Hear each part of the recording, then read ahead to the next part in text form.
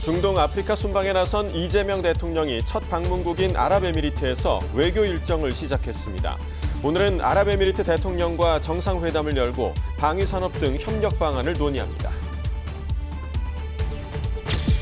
북한이 한미 팩트시트와 관련해 한미의 대결적 기도가 거듭 공식화됐다고 맹비난했습니다. 한국의 핵추진 잠수함 건조 승인도 비판하며 현실적인 대응 조치를 취하겠다고 위협했습니다. 정부가 대장동 항소 포기 결정에 반발한 검사장들을 평검사로 전보하는 방안을 검토하는 가운데 검사장 2명이 사의를 표명했습니다. 검찰 내부 반발 목소리가 커 줄사퇴로 이어질 가능성도 있습니다. 서울이 올가을 첫 영하권으로 떨어지는 등 오늘 초겨울 추위가 절정을 보이고 있습니다. 호남과 제주산 간에 첫눈이 관측된 가운데 이번 추위는 주 후반인 목요일 낮부터 점차 풀릴 전망입니다.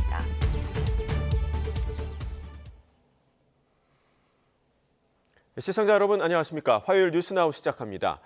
정부가 대장동 항소 포기 결정에 집단 반발한 검사장들을 평검사로 전보하는 방안을 검토하는 가운데 검찰 고위 간부가 잇따라 사의를 표명했습니다. 검찰 내부에선 항명으로 보는 시각에 동의할 수 없다는 기류가 여전해서 줄사퇴로 이어질 가능성을 배제할 수 없다는 관측이 나옵니다. 취재기자 연결해서 알아봅니다. 우정훈 기자. 네, 서울 고등검찰청입니다. 네, 검찰 고위 간부들이 사의를 표명했다고요? 네, 박재혁 수원지검장과 송강 광주고검장이 어제 사의를 표명했습니다. 박지검장은 대장동 항소 포기 결정에 대한 설명을 요구하는 집단 성명에 이름을 올린 검사장 중 한 명입니다. 사법연수원 29기인 박 검사장은 성명에 동참한 18명 가운데 가장 선임인데요. 이를 두고 온 검사장들을 징계하려는 움직임에 대표격으로 거취를 정한 거란 해석이 나옵니다.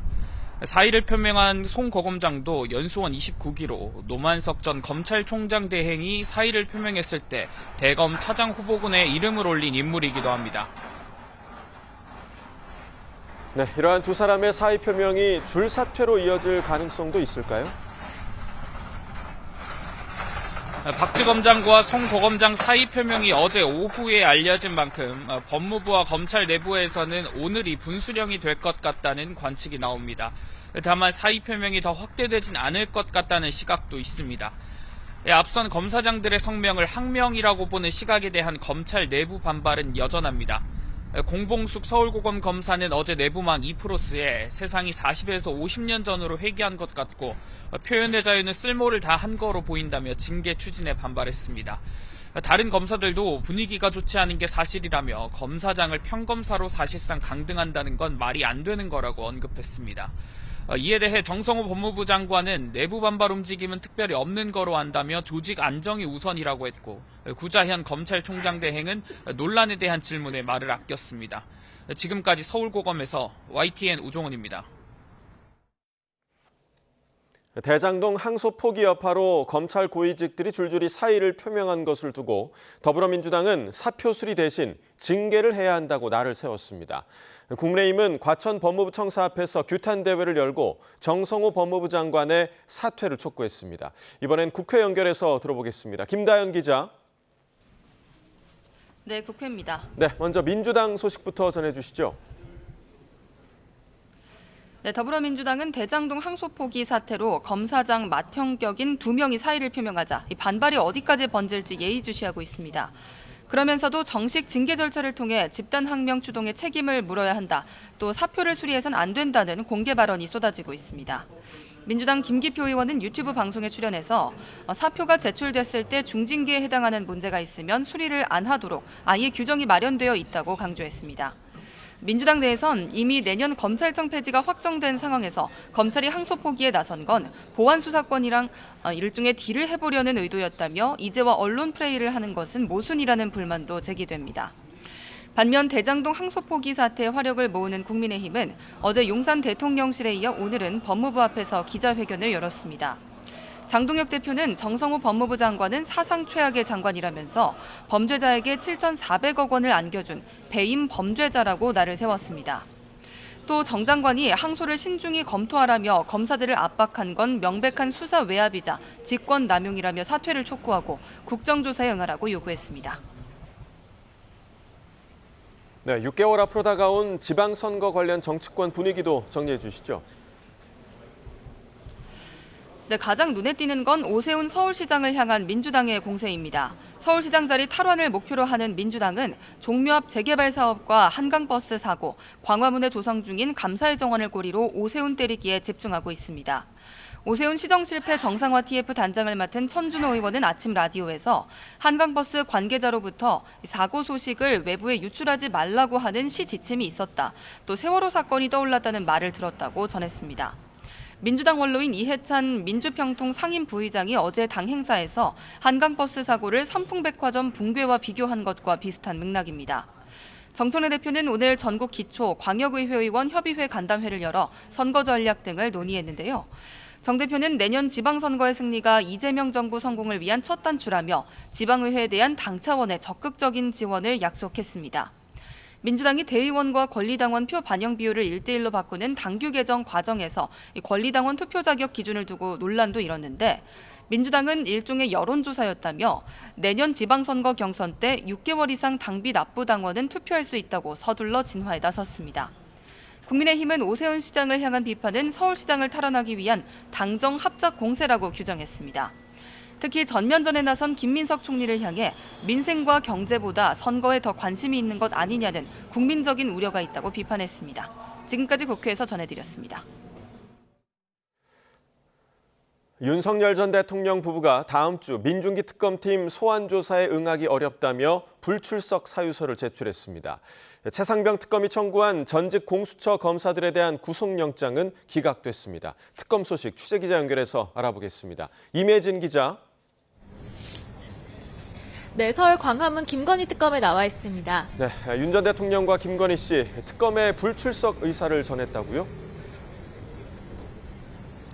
네, 윤 전 대통령과 김건희 씨 변호인은 오늘 오전 우편으로 특검에 불출석 사유서를 제출했다고 밝혔습니다.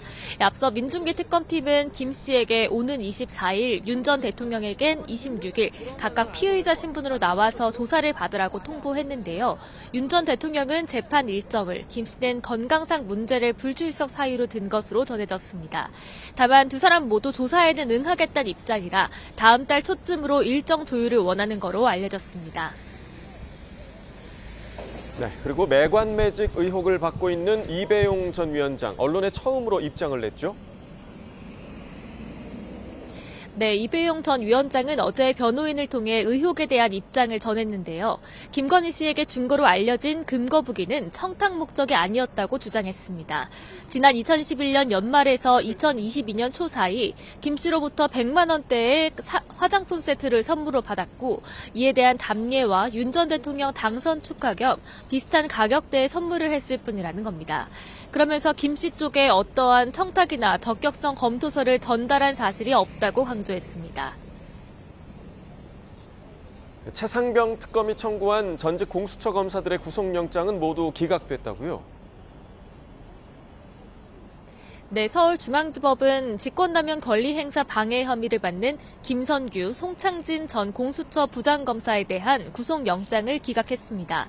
범죄 혐의에 대해 사실적, 법리적으로 다툼의 여지가 있어 불구속 상태로 방어권을 행사하도록 해야 한다는 이유에서입니다. 앞서 최상병 특검은 김 전 부장과 송 전 부장이 각각 공수처장과 차장의 직무를 대행하던 시기 최상병 순직 사건 수사를 고의로 지연시켰다며 구속영장을 청구했습니다. 열흘 뒤 수사가 종료되는 최상병 특검은 현재까지 10건에 대한 구속영장을 청구했지만 신병을 확보한 건 임성근 전 해병대 1사단장 1명뿐입니다. 이런 가운데 특검은 오늘 오후 구속 상태인 조태용 전 국가정보원장을 이종섭 전 장관에 대한 범인도피 혐의 피의자로 불러 조사합니다. 지금까지 김건희 특검 사무실에서 YTN 임혜진입니다. 경찰이 지난 1월 서울 서부지법 폭동 사태 배후 의혹과 관련해서 전광훈 사랑제일교회 목사를 처음으로 소환했습니다. 전 목사는 경찰에 출석하며 자신은 서부지법 사태와 관계가 없다며 반발했습니다. 취재기자 연결해서 자세한 내용 알아봅니다. 이수빈 기자, 경찰이 전 목사에 대한 조사를 진행하고 있다고요? 네. 서울경찰청 안보수사과는 오늘 오전 10시 전광훈 사랑제일교회 목사를 특수건조물 침입 혐의 등 피의자 신분으로 불러 조사하고 있습니다. 출석한 지 이제 1시간 40분 정도 지났는데요. 전 목사가 서부지법 폭동 사태 배후 의혹과 관련해 경찰에 소환된 건 이번이 처음으로 지난 1월 법원 난동이 벌어진 지 10개월 만입니다. 경찰은 전 목사가 보수 성향이 강한 유튜버에게는 금전적인 지원으로 또 일부 신도에게는 신앙심을 활용한 심리적 지배를 통해 법원에 난입하도록 한 것으로 보고 있습니다.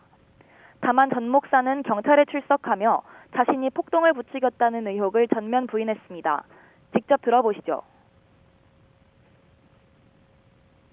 서부지법 사태는요, 나하고는 관계도 없고 이럴 줄 알고 영상에 내가 다 찍어놨어. 이것을 차도로 가면 안 된다, 도로로 가라, 그리고 경찰들하고 부딪히지 말라.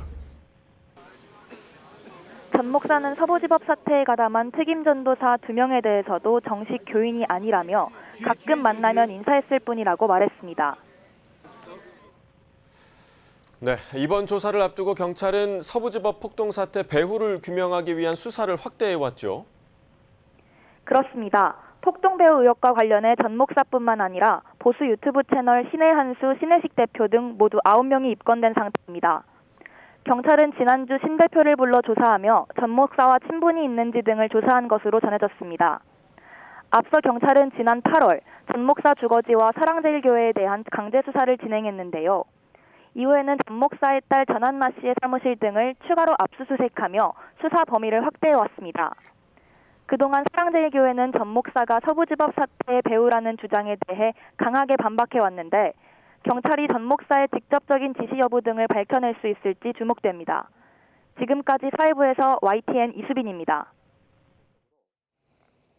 G20 정상회의에 참석하는 길에 중동 주요 국가 순방에 나선 이재명 대통령이 첫 방문국인 아랍에미리트에서 외교 일정을 시작했습니다. UAE는 전투기 4대를 띄워 우리 공군 1호기를 호위하는 등 이 대통령을 국빈으로 맞았습니다. 강진원 기자입니다. 대한민국 공군 1호기가 아랍에미리트 영공에 들어서자 UAE 전투기 4대가 편대 비행을 시작합니다. 왼쪽과 오른쪽에 각각 2대씩 대통령 전용기를 에워싸듯 호위하며 나란히 비행합니다. 국빈 자격으로 아랍에미리트를 찾은 이재명 대통령과 김혜경 여사를 예우하는 겁니다. 공항에선 UAE 주요 인사와 의장대가 이 대통령 내외를 맞았고 수도 아부다비의 도심 곳곳엔 태극기가 걸렸습니다. 이 대통령은 현충원 등을 방문해 UAE 측의 호의에 화답하고 현지 우리 동포들을 만나 격려했습니다. 앞으로 아마 이 중동 아랍 쪽에서도 아랍에미리트는 우리의 일종의 베이스 캠프 역할을 하게 될 것이다. 이 대통령이 취임 이후 처음으로 찾은 UAE는 중동 국가 중 유일하게 한국과 특별 전략적 동반자 관계를 맺고 있습니다. 우리의 핵심 협력국이란 의미인데 특히 방위산업 분야에서 밀접한 관계를 유지하고 있습니다.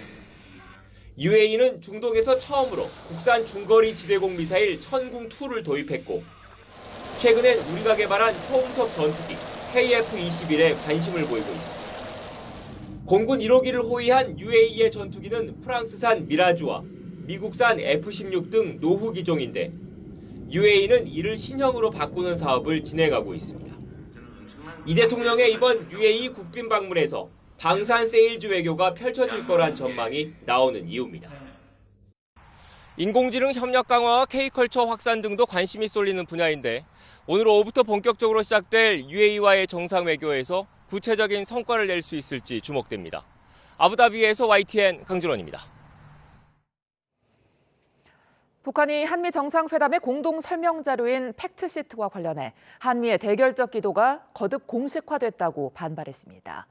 핵 추진 잠수함 건조 승인도 비판하며 현실적인 대응 조치를 취하겠다고 위협했는데요. 취재 기자 연결을 알아봅니다. 이종훈 기자, 한미 팩트시트에 대해 북한이 첫 반응을 내놨군요. 네, 그렇습니다. 조선중앙통신은 오늘 아침 변함없이 적대적이려는 한미동맹의 대결선언이라는 제목의 논평을 실었습니다. 지난 14일 공동 팩트시트를 통해 공개된 한미 정상의 안보 분야 합의 내용을 조목조목 비판했는데요. 먼저 북한의 완전한 비핵화가 담긴 걸 문제 삼았습니다. 통신은 미국이 한국과 함께 순회급에서 북한의 완전한 비핵화를 확약한 것은 우리 헌법을 끝까지 부정하려는 대결 의지의 집중적 표현이라고 주장했습니다. 그러면서 트럼프 행정부의 대북 정책 기조가 가장 선명하게 드러난 계기이며 대북 정책 향방에 종지부를 찍었다고 표현했습니다. 2018년 싱가포르 북미 정상 공동 성명을 이행하기 위해 한미가 협력하겠다고 한 것에 대해서도 비난을 쏟아냈습니다. 미국이 스스로 파기하고 백지화한 합의 이행을 운운하는 것이야말로 파렴치의 극치이며 유화 독존을 체질화한 양키식 사고방식이라고 쏘아붙였습니다.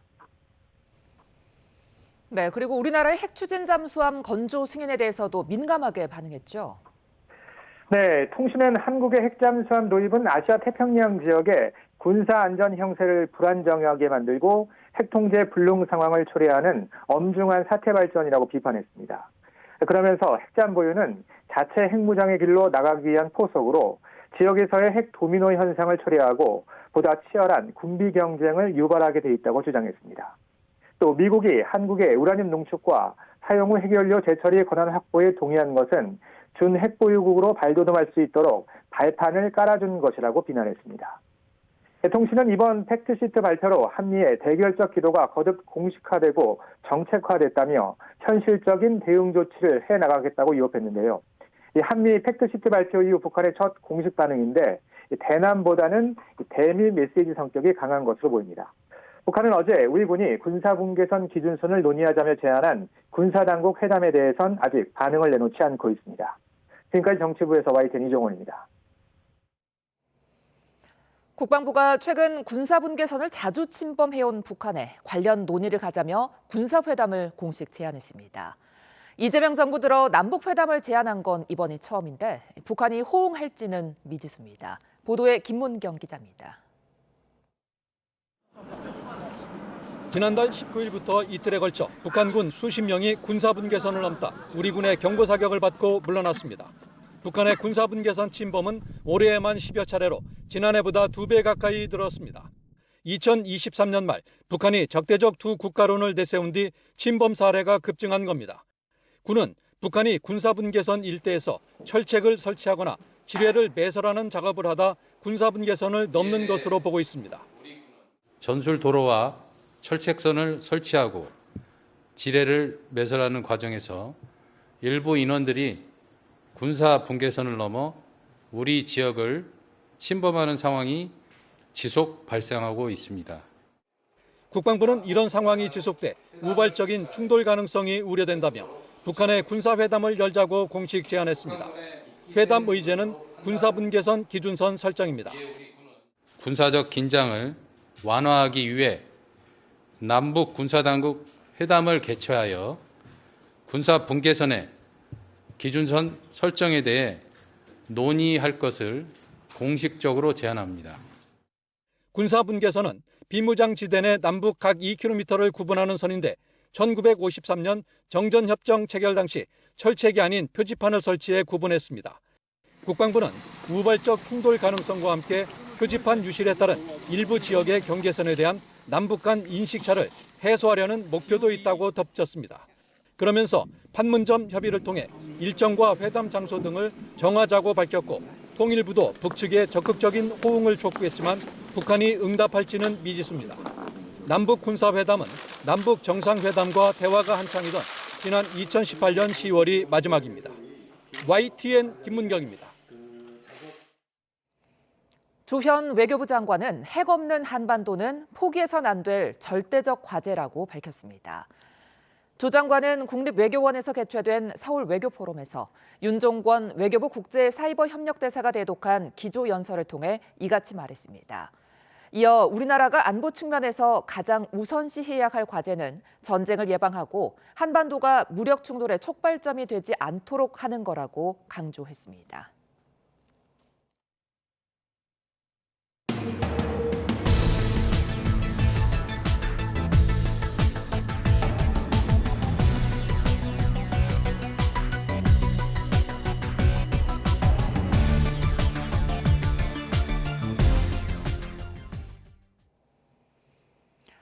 오늘 아침 서울은 올가을 들어 처음으로 영하권을 기록하면서 체감온도가 영하 6도 가까이 곤두박질했습니다. 홍성 등 서해안 일부 지역에선 첫눈이 관측됐는데요. 취재기자 연결해 추위 상황 자세히 알아봅니다. 정혜윤 기자, 밤새 계절이 한겨울로 급변한 것 같습니다. 서울도 무척 추워졌는데요. 지금도 체감온도가 뚝 떨어져 있다고요? 네, 그렇습니다. 서울은 지금도 기온이 영상 1도 안팎이고요. 체감온도는 영하 2도 선에 머물고 있습니다. 오늘 아침 서울 등 내륙 기온이 크게 떨어지면서 올가을 들어 가장 추운 날씨를 보였습니다. 서울은 처음으로 영하권 추위가 찾아온 가운데 아침 출근길에는 체감온도가 영하 6도 가까이 곤두박질했습니다. 그 밖에 강원도 고성 향로봉이 영하 12.1도로 가장 추웠고 체감온도는 무려 영하 21.1도를 기록했습니다. 강원도 철원이 영하 6.9도, 부산과 충청, 경북 일부 지역도 어제 기온보다 무려 10도 안팎까지 크게 떨어졌습니다. 기상청은 우리나라 북쪽 상공에서 찬 공기를 동반한 대륙 고기압이 크게 확장한 가운데 복사 냉각 효과까지 겹치면서 추운 날씨가 이어지고 있다면서 건강관리에 각별히 유의해달라고 당부했습니다. 하지만 영하권 추위가 내일 아침까지 이어진 뒤에 모레부터는 평년 기온을 회복하면서 다시 이맘때 늦가을 날씨를 되찾을 전망인데요. 이 때문에 조금 전 11시를 기해서는 내륙의 한파특보가 모두 해제됐습니다. 네, 오늘 첫눈 예보도 있었는데 눈이 내린 곳이 있습니까? 네, 기상청은 추위 속에 무주 설천봉과 제주도 산간에서 약한 눈이 내린 곳이 있고 또 홍성과 일부 전북 내륙에서 쌓이지는 않았지만 눈이 날리는 정도로 내리면서 오늘 아침 첫눈이 관측됐다고 밝혔습니다. YTN 재난보도 시스템 이다스로 설천봉 모습 보시겠습니다. 지금 보시는 화면이 이 시각 설천봉 모습인데요. 아침에 기온이 영하 10도 가까이 내려가고 또 체감온도가 영하 17도까지 곤두박질하면서 산간을 중심으로 하얀 눈이 내려 쌓였습니다. 이쪽에는 지금까지 0.5cm가량의 첫눈이 관측된 상황입니다. 기상청은 내일 새벽까지 영남 지방을 중심으로 1cm가량의 눈이 더 내릴 것으로 예보했고 또 제주도 산간 지역에는 모레까지 1에서 5cm가량의 눈이 더 내릴 수 있을 것으로 예보했습니다. 이 밖에 오늘 강원 동해안과 또 경북 동해안 지역을 중심으로 건조주의보와 강풍특보가 발령 중인 가운데 바람이 강하게 부는 곳이 있어서 산불 위험이 커질 것으로 예상됩니다. 오늘 오후 늦게까지 경북 동해안 일부 지역으로는 초속 20m 이상의 돌풍이 예상되고 있어서 산림 주변에서의 불씨 관리에 각별히 유의해 주셔야겠습니다. 지금까지 과학기상부에서 YTN 정혜윤입니다. 한강버스가 강바닥에 걸려 멈춘 사고에 대표가 고개를 숙였습니다. 그런데 한강 수위가 낮아지는 요즘 운항 도중 바닥에 무언가와 닿는다는 보고가 급증하고 있어 또 다른 사고가 염려되는데요. 당장 운항을 멈춰야 한다는 요구가 이어지고 있습니다. 양희력 기자입니다. 한강버스가 한강 한복판에 우두커니 서 있습니다. 잠실 선착장으로 향하던 중 강바닥에 걸려 오도 가도 못한 신세가 된 겁니다. 승객 82명이 구조돼 도움을 받아야 했던 사고에 한강버스 대표는 고개를 숙였습니다. 시민께 불편과 불안감을 드린 점에 대해서 진심으로 사과드립니다. 이번 사고는 야간에 항로 표시 등이 배터리 문제로 잘 보이지 않는 상황에서 수심이 낮은 곳으로 항로를 벗어났다가 발생한 것으로 추정됩니다.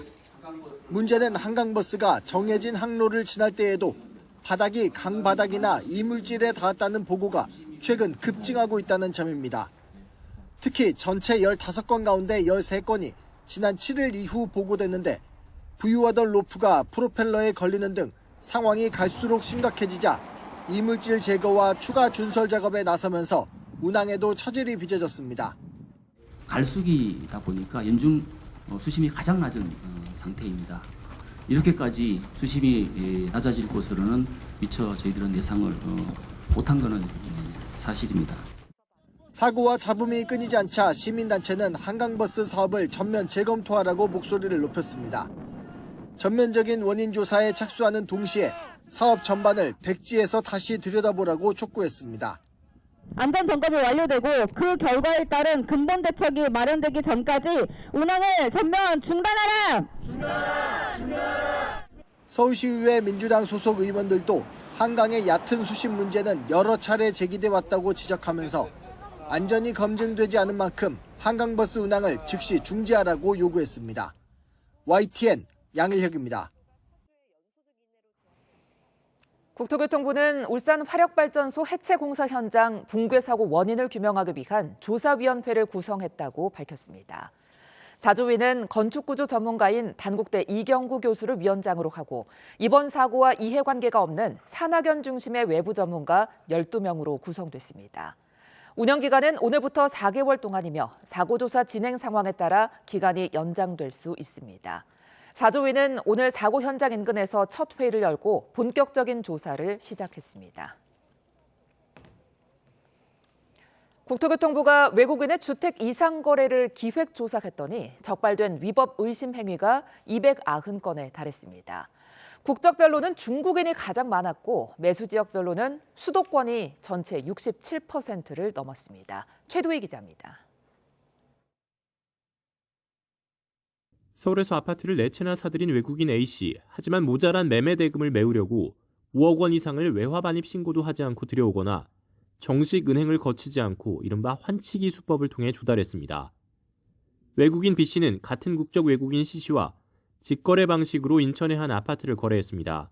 B씨의 체류 자격은 방문 취업 비자인 H2에 해당해 임대 활동을 할 수 없는데도 불구하고 버젓이 월세를 받아 챙긴 셈입니다. 정부가 지난해 6월부터 올해 5월까지 외국인 주택 거래를 조사한 결과 적발된 위법 의심 행위 유형들입니다. 이상거래 438건 가운데 절반에 가까운 210건 거래에서 적발된 위법 의심 행위는 290건에 달했습니다. 위법 의심 행위 국적별로는 중국인이 125건으로 가장 많았고 이어 미국인 등의 순으로 나타났습니다. 중국을 포함해 상위 4개국 위법 의심 행위 유형에서는 거짓 신고가 가장 많았고 이어 편법 증여 등의 순이었습니다. 매수 지역은 수도권이 대부분이었습니다. 서울이 88건으로 가장 많았고 이어 경기 61건, 인천 32건으로 수도권 주택이 전체의 67%를 훌쩍 넘었습니다. 정부는 관계기관에 통보해 엄정한 후속 조치가 이루어지도록 할 예정입니다. 국세청이나 관세청, 경찰청 등에 통보를 해서 각 기관별로 세금 추징이나 또 수사, 대출금 관련해서는 환수 조치 이런 것들을 통해서 이런 위법 의심 거래가 확실히 근절될 수 있도록 이와 함께 수도권 주택과 외국인의 비주택, 토지 이상 거래 기획 조사도 연말까지 차질 없이 진행하기로 했습니다. 이 같은 외국인 위법 행위에 대한 법적 제재 수위를 높이는 방향도 논의했습니다. YTN 최두입니다. 국회의원을 비롯해 선출 임명된 고위공직자 절반 가까이가 2채 이상 주택을 보유한 다주택자라는 조사 결과가 나왔습니다. 리더스 인덱스가 선출되거나 임명된 4급 이상 고위직 2,500여 명의 재산 공개 내역을 분석한 결과 48.8%가 2채 이상의 주택을 가지고 있었고 17.8%는 3채 이상을 보유한 거로 나타났습니다. 주택 유형별로는 아파트가 전체 고위공직자의 부동산 가운데 절반 이상을 차지했고 단독주택과 복합건물, 오피스텔 등이 그 다음으로 많았습니다. 고위공직자 소유 주택 가운데 30%가 서울에 몰려 있었고 특히 그중 41% 이상이 강남구와 서초구, 송파구 등 이른바 강남 3구에 쏠린 거로 드러났습니다. 11호 대책 전 아파트 매수세가 몰리면서 9월 서울 아파트 실거래가 지수가 4년 8개월 만에 최대폭으로 상승했습니다. 한국부동산원이 발표한 공동주택 매매 실거래가 지수를 보면 9월 서울 아파트 실거래가 지수는 2.75% 상승해 2021년 1월 3.15%를 기록한 이후 가장 큰 폭으로 상승했습니다. 실거래가 지수는 시세가 아닌 실제 거래된 가격을 비교한 수치로 실거래가 지수가 오른 것은 해당 월의 거래 가격이 이전 거래가보다 높은 금액에 팔린 경우가 많다는 것을 의미합니다. 서울 아파트 실거래가 지수가 오른 건 9.7 공급 대책 이후 공공주도의 공급 방식에 대한 실망감과 토지거래구역 추가 지정 등 규제 가능성이 커지며 한강벨트 등을 중심으로 상승 거래가 증가했기 때문으로 풀이됩니다. 권역별로는 강남, 서초, 송파, 강동구가 있는 동남권이 3.85%로 가장 많이 올랐으며 상승폭은 2020년 7월 이후 가장 컸습니다. 코스피가 외국인과 기관의 동반 순매도로 4,040선에서 하락 출발해 장중에 4,000선까지 내려갔습니다. 코스피는 1.1% 내린 4,044로 출발해 외국인과 기관의 동반 순매도로 장중에 4,000선 초반까지 하락하는 등 약세를 보이고 있습니다. 코스닥도 0.3% 내린 899로 개장해 외국인과 기관의 순매도 속에 880선 초반까지 내려갔습니다. 시장에선 미국의 기준금리 인하 속도가 느려질 거란 우려 속에 뉴욕 증시 3대 지수가 일제히 하락한 영향으로 보고 있습니다. 원달러 환율도 장중 1,467원까지 오르는 등 상승세입니다.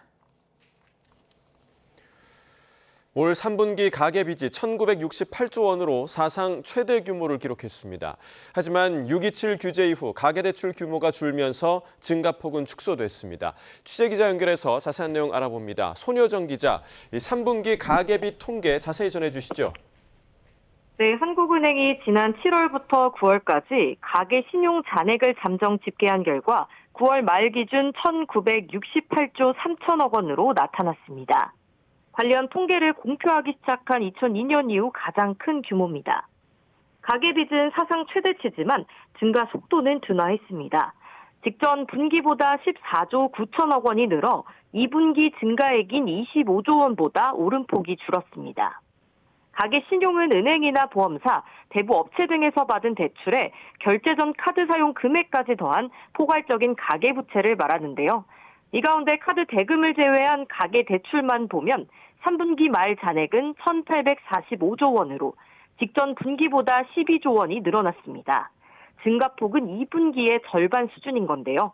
가계대출 오름세가 꺾인 데에는 정부의 6.27 대출 규제가 영향을 미쳤다는 게 한국은행의 분석입니다. 주택담보대출은 11조 6천억 원 증가에 그치며 오름폭이 줄었고 개인대산 주택 관련 정책대출도 증가세가 약해졌습니다. 또 대출 규제로 신용대출 한도가 차주의 연소득 이내로 제한되면서 3분기 신용대출은 오히려 감소세로 돌아섰습니다. 한은 관계자는 가계 신용이 2분기에 비교적 빠르게 증가했지만 6.27 대책과 7월부터 시행된 3단계 스트레스 DSR 규제의 영향으로 3분기 증가율이 0.8%에 그쳤다고 설명했습니다. 여기에 10.15 추가 대책까지 더해지면서 연말까지 주담대 증가세는 안정될 것이라고 전망했습니다. 이런 가운데 카드 대금인 3분기 판매 신용은 휴가철 신용카드 사용과 지방세 납부 수요가 늘면서 3조 원 증가했습니다. 지금까지 경제부에서 전해드렸습니다.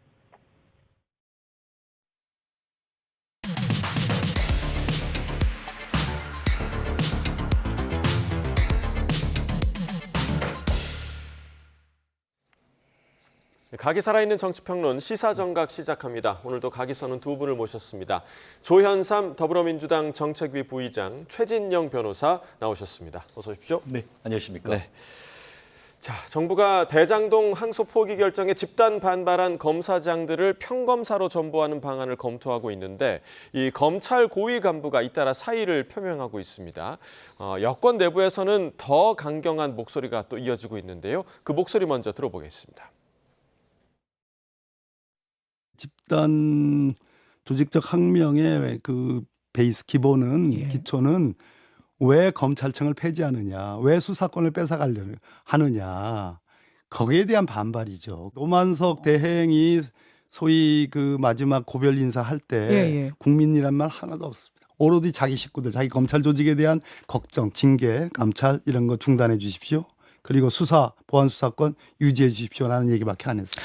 옥석을 가려서 그 주동자에 대해서는 분명한 저는 감찰과 그 감찰의 결과에 따른 징계가 있어야 된다고 생각합니다. 공포정치라는 말도 나오는데 저한테 여쭈어줄 건 분명하게 경고하는데 사표 수리 안 될 겁니다. 지금 변호사 개업 광고하는 겁니다.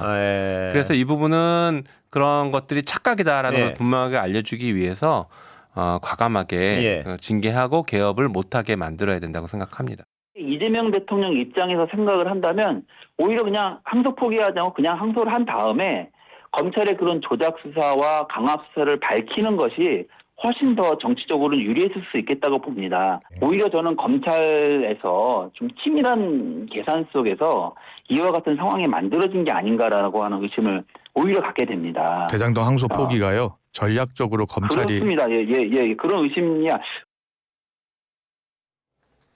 자, 일단 어제 2명의 검사장이 사의를 표명했습니다. 그러니까 이에 따라서 또 줄줄이 검사장들이 사의 표명하는 거 아니냐 이런 얘기도 나오고 있는데 지금 상황 좀 어떻게 보고 계세요? 지금 검사장들이 우선적으로 집단 항명하지 않았겠습니까? 여기에 대해서 감찰과 징계 조사가 우선시 되어야겠죠. 여기에 대해서 지금 스스로 지금 사의를 밝히고 있는데 앞서 김영민 의원도 말씀하셨지만 그 부분이 정상적으로 수리가 될 가능성이 있을까 싶습니다. 예. 우선적으로 이 부분에 대해서 한번 살펴보고 난 다음에 사표 수리 여부를 결정을 해야겠죠. 지금 검찰이 왜 이런 모습을 보여주고 있는 것입니까? 도대체 선택적 분노와 선택적 항명, 선택적 사표는 도대체 왜 일어나는지 저는 도대체 도저히 납득할 수가 없다고 하겠고요. 지난 윤석열 정부 때는 검찰이 어떤 모습을 보였습니까? 윤석열 정부에서 사실상 검찰이 칼로서 역할을 하지 않았습니까? 사정기관으로서 제대로 된 역할을 했었나요? 김건희 씨에 대한 각종 의혹, 도이치모터스 주가 조작에 대해서 불기소 결정을 내렸을 때 그때 항명하는 검사 한 명도 없었지 않습니까? 왜 이런 모습을 보여주는지 도저히 납득을 할 수가 없고 사실상 검찰 개혁에 대한 그런 그런 반발의 그런 모습의 일환이 아닌가 생각이 들 수밖에 없을 것 같습니다. 예. 자, 일단 그 앞서서 저희가 이제 녹취로 들었을 때도 박범계 의원도 항소 포기도 포기지만 그 이전에 이제 검찰청 폐지와 관련한 반발이 지금에서야 또 나타나고 있는 것이다라고 지금 보고 있고 김용민 의원 사표 수리 안 될 거다.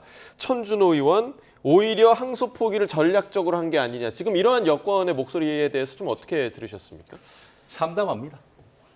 사실 시한부 1년 삶을 검찰에게 줬는데 그동안 어떻게든 1년 동안 당신들 우리 정권에 협조하라라는 취지로 1년 준 거라고 저는 해석을 합니다.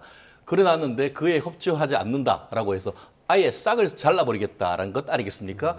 저는 이재명 정부의 공포정치, 이재명 정부의 검찰 길들이기 3종 세트다라고 저는 생각을 합니다. 첫 번째 세트가 검수완박 아니겠습니까? 아예 78세 검찰을 없애버렸습니다. 그리고 이제는 검찰 징계법을 해서 문제를 제기하는 사람을 항명이다라고 해서 아예 검사장을 무슨 이순신 장군처럼 그냥 백의종군하게 해버린다 하는 얘기가 있고요. 나아가 지금 어떻게 했습니까? 실제로 지금 이렇게 제기하면은 밥줄 끊어버린다. 한마디로 변호사도 시켜버리지 않는다. 이런 얘기를 하고 있지 않습니까? 결국은 이제 모든 어떤 검사, 준사법기관으로서 공익의 대변자를 해야 될 사람을 아예 잘라버려가지고 국민들은 검찰에 의지할 수도 없도록 만들어놨고 이제는 그 검찰을 일반 공무원과 마찬가지로 해서 탄핵하지 않다 하더라도 징계할 수 있도록 결국 아예 이재명 정부에게 그냥 항의조차도 못하게 했는 건 아니겠습니까? 그런데 한번 돌아가 봅시다. 문재인 정부 때 어떻게 했죠? 내부적으로 문제가 있고 한 거에 대해서 정상적인 어떤 절차를 거치자라고 하면서 검사동일체 원칙을 없애버렸습니다. 그러면서 내부적으로 문제가 있으면은 그거에 대해서 이의 제기권을 줬습니다. 이번에 뭐라고 했습니까? 항명? 무슨 명령이 있어야 항명을 하죠. 명령이 없었다며요. 그런데 그에 대한 이의 제기, 한마디로 검찰청법에서 문재인 정권, 민주당 정권이 만들어 놓는 이의 제기 절차에 따라서 이의 제기를 하는 것에 대해서 항명이다라고 규제를 한 상태에서 이제는 그 사람들 어떻게 보면 사표도 안 받겠다. 그럼 왜 노만석은 왜 받죠? 잘했으면 그냥 버티고 가야죠. 노만석 어떻게 보면 총장 직무대행의 사표는 받고 이에 대해서 검찰청법에 따른 이의 제기하는 검사장들에 대해서는 너는 나가라. 이게 바로 내로남불인 겁니다. 예. 자, 지금 저희가 앞서 들었던 녹취 중에서 좀 주목이 됐던 부분이 천준호 의원 의견이에요. 그러니까 의심 수준인데 아예 이런 항소 포기 자체를 전략적으로 한 거 아니냐, 검찰에서. 이 부분 좀 어떻게 들으셨습니까? 글쎄요, 그 부분은 천준호 의원의 개인적인 사견이 아닌가라는 생각이 들긴 하는데요. 항소를 포기한다, 항소를 하지 않는다는 것에 대해서 이재명 정부 대통령실 입장에서는 어떠한 하등의 실익도 없는 것은 맞습니다. 그렇기 때문에 아마 천 의원께서는 그러한 의혹을 제기하는 게 아닌가라는 생각이 드는 것이고요. 지금 보십시오. 항소를 하지 않는 바람에 어떻게 보면 이재명 대통령에 관련된 각종 형사사건까지 소환되고 있는 상황 아니겠습니까? 이미 대통령 재임 기간 중에는 재판이 진행되지 않는다고 법원의 판단을 이미 받은 상태입니다. 모든 재판 중단된 상황이죠. 임기가 종료된 이후에 그 재판 적절하게 대응하고 재판 따져보면 될 문제임에도 불구하고 항소를 하지 않는 바람에 가만히 계시는 이재명 대통령까지 소환되고 있는 상황이 발생했거든요. 이것을 본다고 한다면 어떻게 이재명 정부에서 항소를 하지 말라고 명령할 명령하고 지휘할 실익이 있다고 하겠습니까? 그런 부분을 아마 천 의원이 지적한 것으로 보여지는 것이고요. 예. 그리고 앞서 변호사님께서 뭐 공포 정치 이런 말씀을 하셨는데 공포스러울 수 있어요. 하지만 그 부분은 극소수일 겁니다. 정치 검사 일부는 굉장히 두려워할 거예요. 윤석열 정권에서 부역했던 정치 검사 얼마나 많습니까? 그 검사들은 지금 굉장히 무서울 거예요. 공포스럽겠죠. 검찰이 바로 서는 것이 검찰 개혁의 목표입니다. 그 부분을 말씀을 드리고 싶은 것이고요. 그리고 검사장 직무를 검사장 직급 검찰청법에 따로 있지 않습니다. 검찰총장 아니면 검사밖에 없어요. 검사장이 평검사로 보임되는 경우 과거에도 있었습니다. 그러한 경우에도 법원에서는 적절하다라고 판단받은 사례도 있습니다. 그 부분에 대해서는 이 검찰 개혁의 일환에서 이 민주당 입장에서 예전부터 이미 고려해 왔던 사안입니다.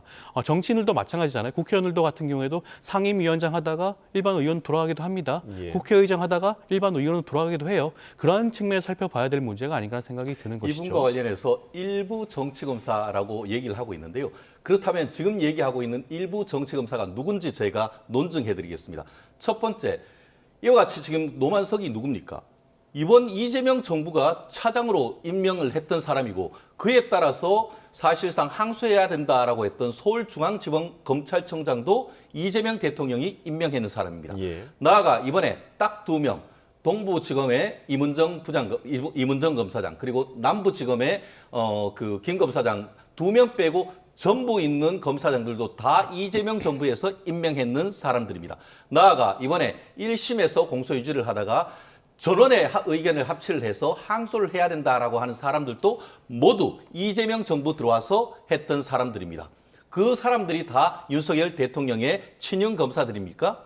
아니 이재명 정부의 지금 그 가장 똑똑한 법조인인 검사가 바보입니까? 실질적으로 지금 이 사건에 대해서 하면은 정말 그 노만석이 뭐라고 했습니까?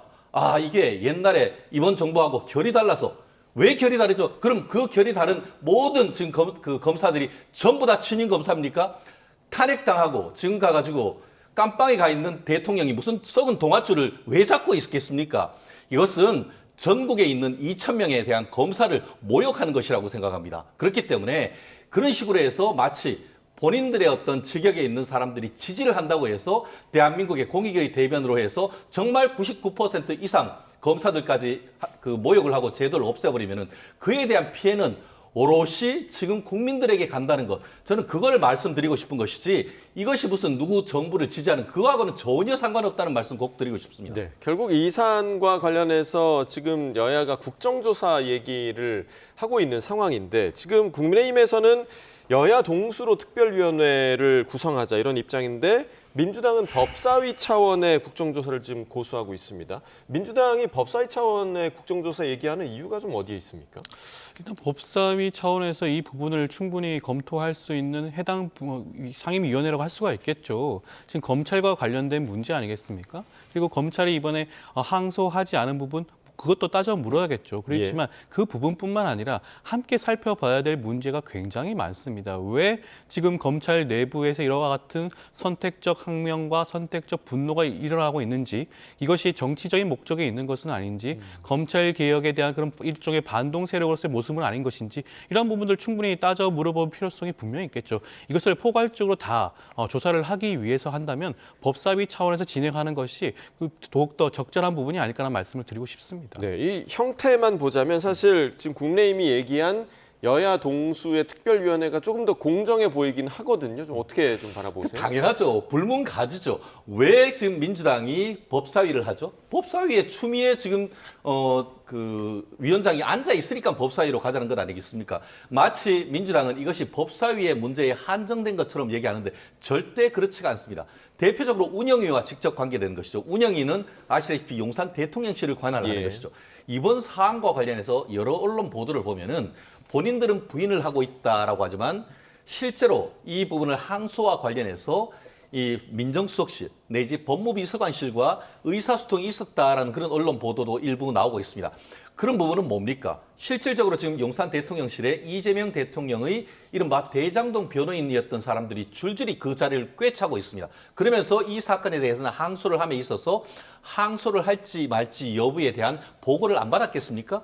안 받았다고 누가 자신 있게 얘기할 수 있죠? 결국은 그러면은 이것은 단순한 법사위의 문제를 넘어서 용산 대통령실, 특히 이해관계가 있는 대통령실에 어떻게 보면 변호인으로 하다가 이제 용산에 가서 비서 역할을 하는 그 사람들이 이에 대한 관여가 있는지 여부, 이거를 확인하려고 하면은 제3의 독립적인 위원회를 만들어서 이 부분을 확인해야 되는 것 아니겠습니까? 그렇기 때문에 국민의힘 같은 경우에는 여야 동수로 해서 독립된 위원 그리고 추천을 하고, 오히려 정말 시민사회에서, 저는 민주당 좋아하는 거 있잖아요. 대한변호사협회 같은 데서 위원들을 추천받아서 그런 위원을 해서 한다고 하면은 이 사안 정말 재벌 탄생, 재벌도 현금 1,000억이 없습니다.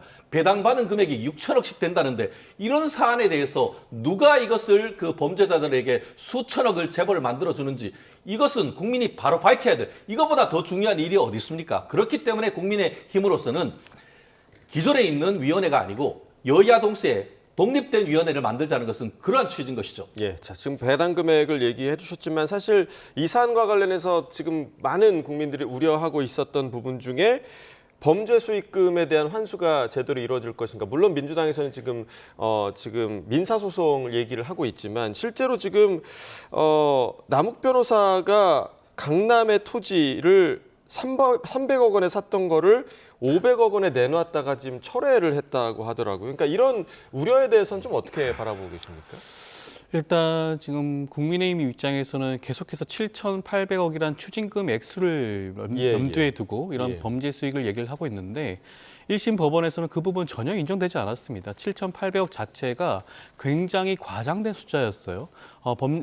기본적으로 아파트 분양 수익이라든가 각종 정상적인 그런 토지 개발 행위를 통해서 얻는 수익 모두를 범죄 수익으로 책정을 했습니다. 거기에 대해서 1심 법원은 어떻게 판단을 했냐. 모든 것을 배척했어요. 아파트 분양 수익 포함되는 것을 기본적으로 제외를 했고요.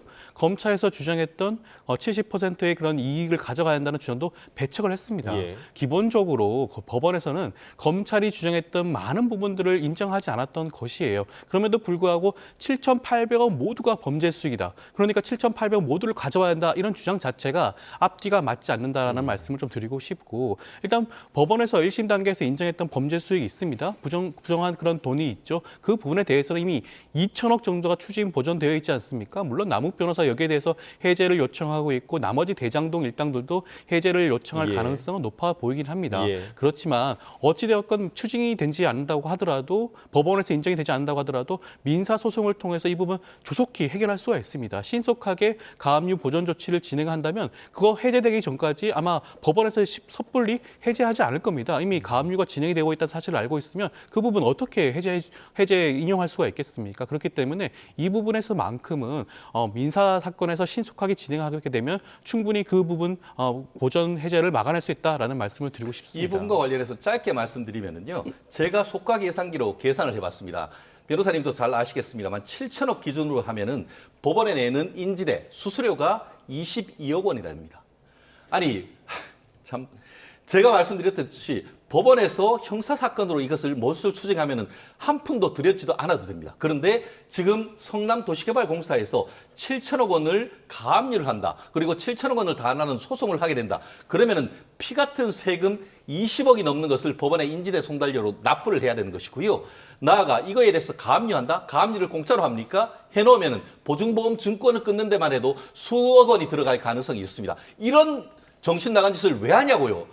그리고 최근에 여론조사를 보면은 정말 국민의 반이 넘는 국민들이 이거 잘못했다라고 생각하고 있는 것입니다. 그러면은 그런 국민들의 여론을 받아가지고 이에 대해서 특검을 하든 아니면 국정조사를 하는 것은 너무나 당연한 것 아닙니까? 그런데 왜 그 또한 본인들끼리 하려고 하죠? 왜 자꾸 숨기려고 하죠?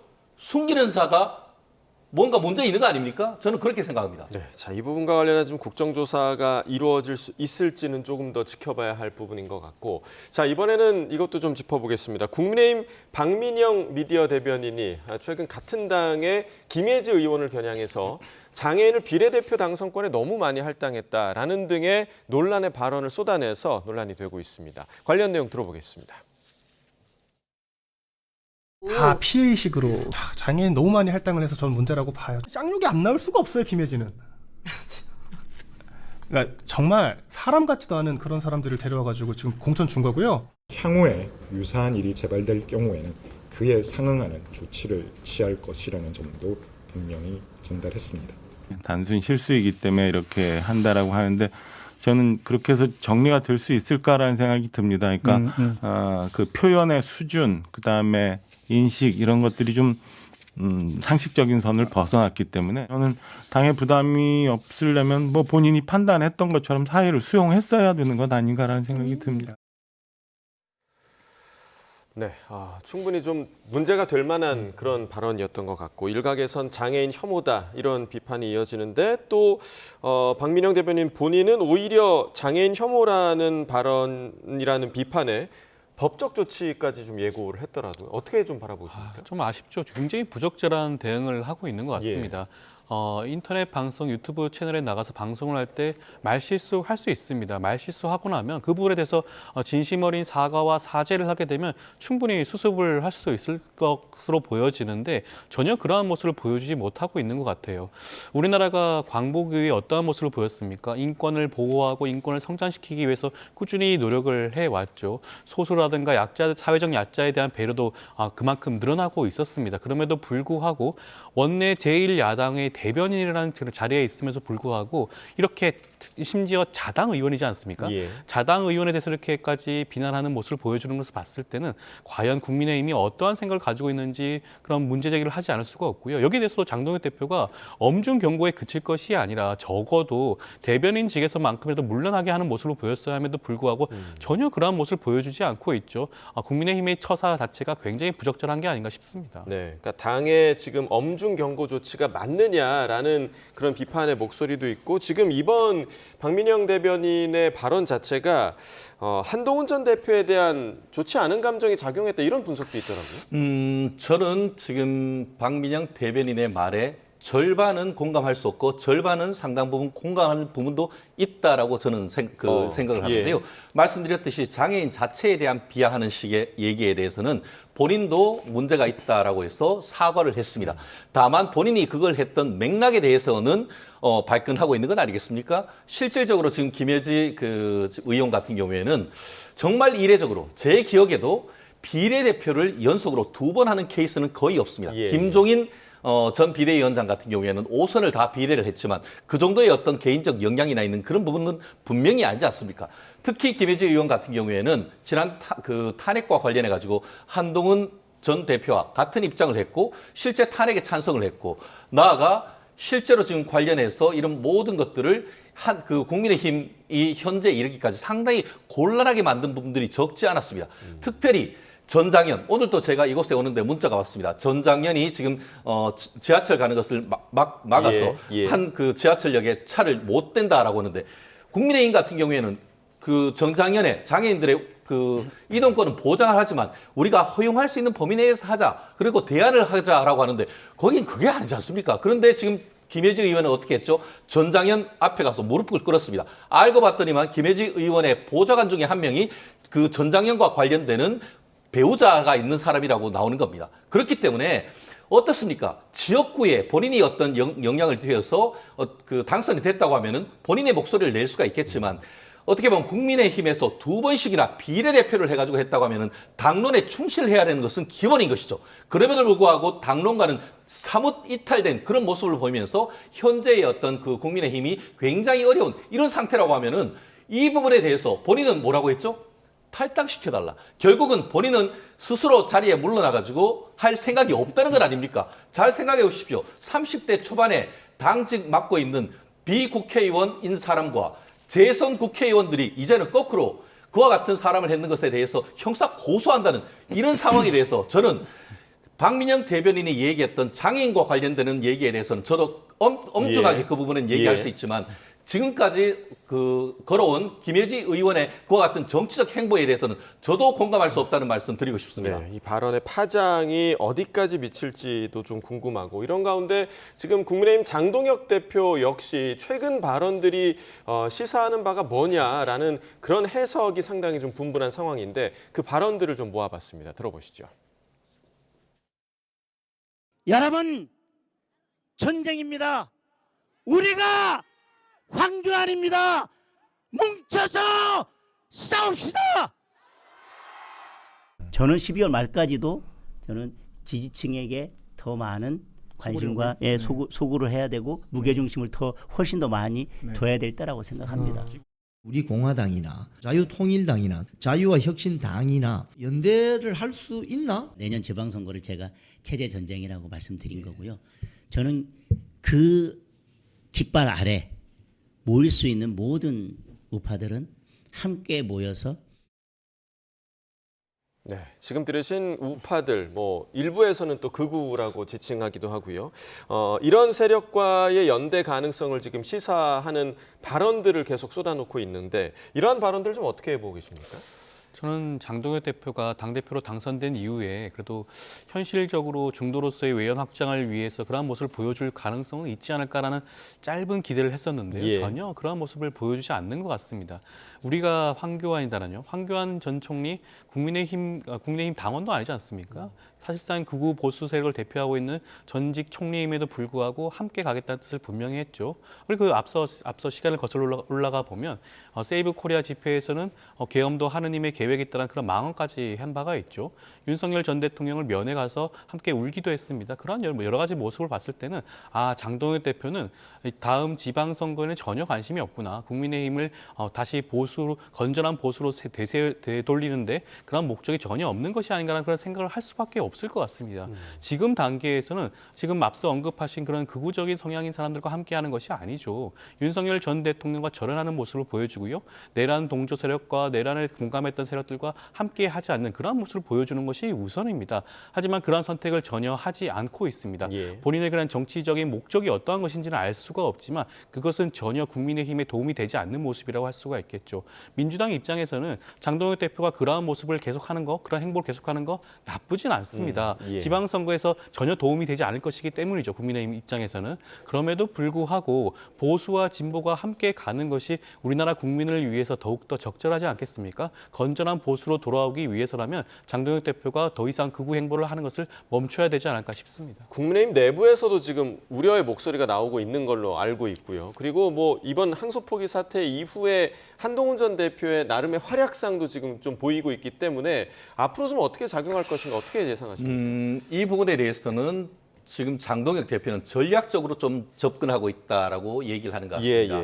결국 2025년 연말까지는 이른바 선집토끼를 잡고 후 산토끼로 외연 확장한다는 그런 전략을 기초로 해서 하는 것이지 무단히 그냥 그 어떤 중도층으로 확장을 배제하는 전략은 전혀 아니다. 내년 6월 지방선거까지는 아직까지 충분히 시간이 있는 것이고 여전히 윤 대통령의 어떤 그 지난 12.3 비상계엄을 과정에서 갈라진 이런 그 보수를 먼저 집결하기 위해서는 이와 같은 어떤 스탠스가 필요하다라는 취지인 것 같습니다. 나아가 아까 내가 황교안이다. 이 얘기는 내가 황교안이 얘기하는 그런 정책을 지지한다라기보다는 그때가 언제였습니까? 이재명 특검이 사실상 소셜미디어, 페이스북에 쓴 글을 가지고 내란에 어떻게 보면 방조를 했다라는 것으로 해가지고 압수수색하고 구속영장을 청구를 했습니다. 한마디로 표현의 자유에 대해서 입틀막을 하는 그렇게 당하는 사람에 대한 피해자로서의 어떤 황교안을 얘기를 했던 것이고 실질적으로 어땠습니까? 법원도 특검이 신청한 구속영장 기각시킨 거 아닙니까? 그렇기 때문에 자유우파로서의 어떤 표현의 자유 이런 부분에 대한 어떤 그 지지를 전 말씀드린 것이지 그것이 어떤 정치 세력에 대한 어떤 그 손을 내미는 저는 그것은 아니라고 생각합니다. 그리고 어쨌든 윤석열 대통령을 두고 여전히 국민의힘에서는 여전히 논란이 있습니다. 탄핵은 됐지만 여전히 그 내란이 성립되는지 여부는 내년 1월, 2월 달에 되기 때문에 그때를 기준으로 해가지고 국민의힘 같은 경우에는 윤 대통령과의 어떤 가르마 타는 것은 충분히 하기 때문에 그 전까지는 최대한 자유우파를 결집하려고 하는 그런 전략이고 그에 대한 책임 또한 지금 장동혁 대표가 책임질 것이라고 생각하고 저렇게 한다고 봅니다. 장 대표의 전략이 민심에 닿을 수 있을지 이 부분도 좀 지켜봐야겠고 마지막으로 짧게 저희 영상 하나 보시고 이야기 나눠보도록 하겠습니다. 종묘에서 보는 눈을 가리고 숨을 막히게 하고 길을 누르게 하는 그런 결과가 되는 게 아닐까. 마치 종묘의 정면에 높은 빌딩이 들어서는 것처럼 착각을 유도하고 있거든요. 중앙정부가.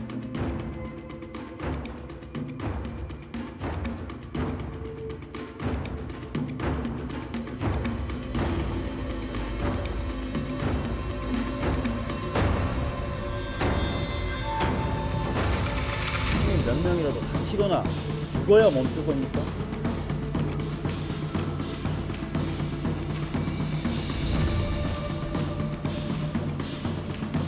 국민들께서 좀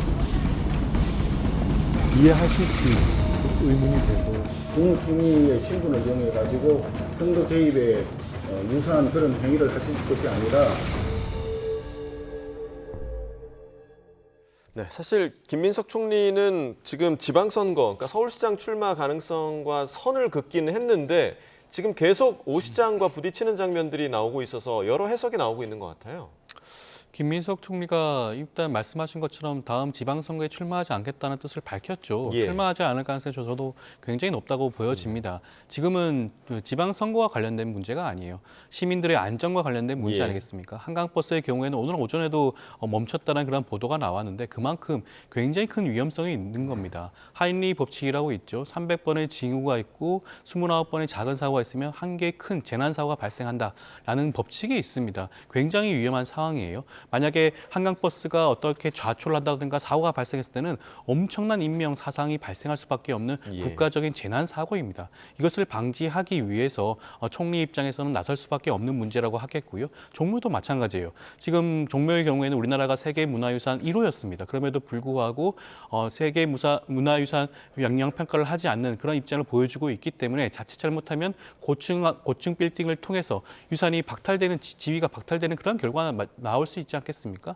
일단 건물을 짓게 되면 되돌릴 수가 없습니다. 그러한 부분에서 총리 입장에서 충분히 나설 수 있고 지적할 수 있는 부분이 아닌가 싶고요. 저는 오세훈 시장이 지난 시정을 어떻게 했는지 되돌아볼 필요성이 있을 것 같습니다. 본인 입장에서는 아마 조급할 수가 있어요. 예. 지난 서울시장 동안 해내온 것이 뚜렷하게 없지 않습니까? 오히려 지난번에 강남 지역 토지거래 허가 구역을 풀어주면서 토지거래 급등하는 그런 결과를 맺기도 했죠. 오히려 명태균 씨와 관련된 각종 의혹 여전히 해결되지 않았습니다. 그러다 보니까 급박하게 전시행정을 진행을 하는 것으로 보여지는데 시민의 안전을 담보로 해서 그러한 행동하는 것은 굉장히 부적절하지 않을까 싶습니다. 민주당의 그 서울시장 주자들로 꼽히는 인물들은 지금 오세훈 시장이 정치적인 야욕을 드러내고 있다 이런 비판을 굉장히 많이 하더라고요. 그러면은 오세훈 시장님은 집에 내내 들어박혀 앉아 있어야 됩니까? 적극 행정을 하자는 것이 민주당 아닙니까? 오히려 지금 김민석 총리는 마음이 콩밭에 가 있는 거 아니겠습니까? 총리 일이나 잘하십시오. 실질적으로 어떻습니까? 우리가 지상에는 버스와 택시가 다니는 것이고 지하에는 지하철이 다닙니다. 지하철에서 불이 났다고 아예 그냥 안 해야 됩니까? 오히려 수상을 이용을 해서 한다고 하면은 우리 시민들의 이동권이 더 확대되는 거 아닙니까? 오히려 자유가 확대되는 것을 왜 그렇게 막으려고 하죠? 이런 것을 이른바 허용된 위험이라고 합니다. 우리가 교통사고를 내는 것 할 수 있어요. 하지만 그것이 편리한 것이고 그 문제가 생겼을 땐 보험이라든가 안전장치를 통해서 커버를 하면 되는 것입니다. 그런데 이 부분을 하는데 아예 못하게 한다? 저는 이렇게 생각합니다. 만약에 이것이 민주당 시장이 하겠다? 그럼 이 정도를 해가지고 뭐라고 하겠죠. 그렇기 때문에 저는 어떤 정책이 과연 서울 시민을 위해서 그리고 전체 대한민국을 위해서 이동권을 확대하고 국민의 기본권을 확대하는지 그런 시각에서 보고 허용된 위험 범위 내에서라고 한다고 하면 그것을 보완하는 제도로 가자. 이런 것이 국가의 책임을 맡고 있는 행정가가 해야 될 것 아닙니까? 그런 점에서 오히려 지금 그 오세훈 시장 같은 경우에는 저는 당연히 맞다. 옛날에 어땠습니까? 박원순 시장 때 사실 지금 이게 김민석 총리 같은 경우에도 청계천도 하는 거 실패한다고 그렇게 악담을 했습니다. 지금 모든 사람들이 청계천 정말 좋아하고 있습니다. 네, 알겠습니다. 자, 오늘 두 분 말씀 여기까지 듣겠습니다. 조현삼 더불어민주당 정책위 부의장, 최진영 변호사와 이야기 나눠봤습니다. 말씀 고맙습니다.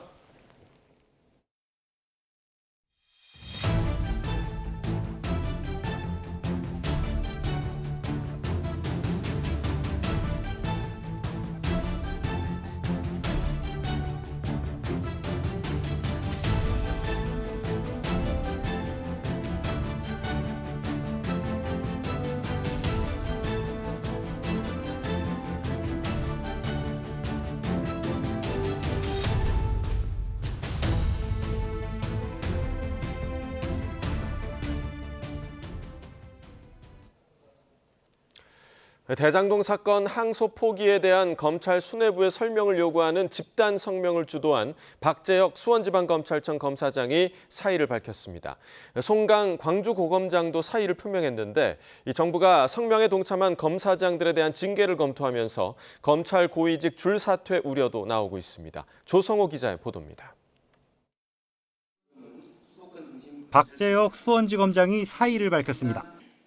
노만석 전 검찰총장 직무대행을 향해 대장동 항소 포기에 대한 설명을 요청하는 집단 성명에 동참한 검사장 18명 가운데 처음입니다.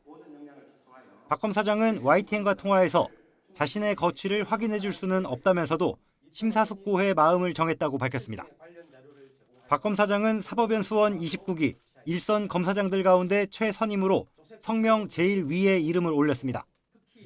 입장을 낸 검사장들을 징계하려는 움직임에 반발해 대표격으로 거취를 정한 거란 해석이 나옵니다.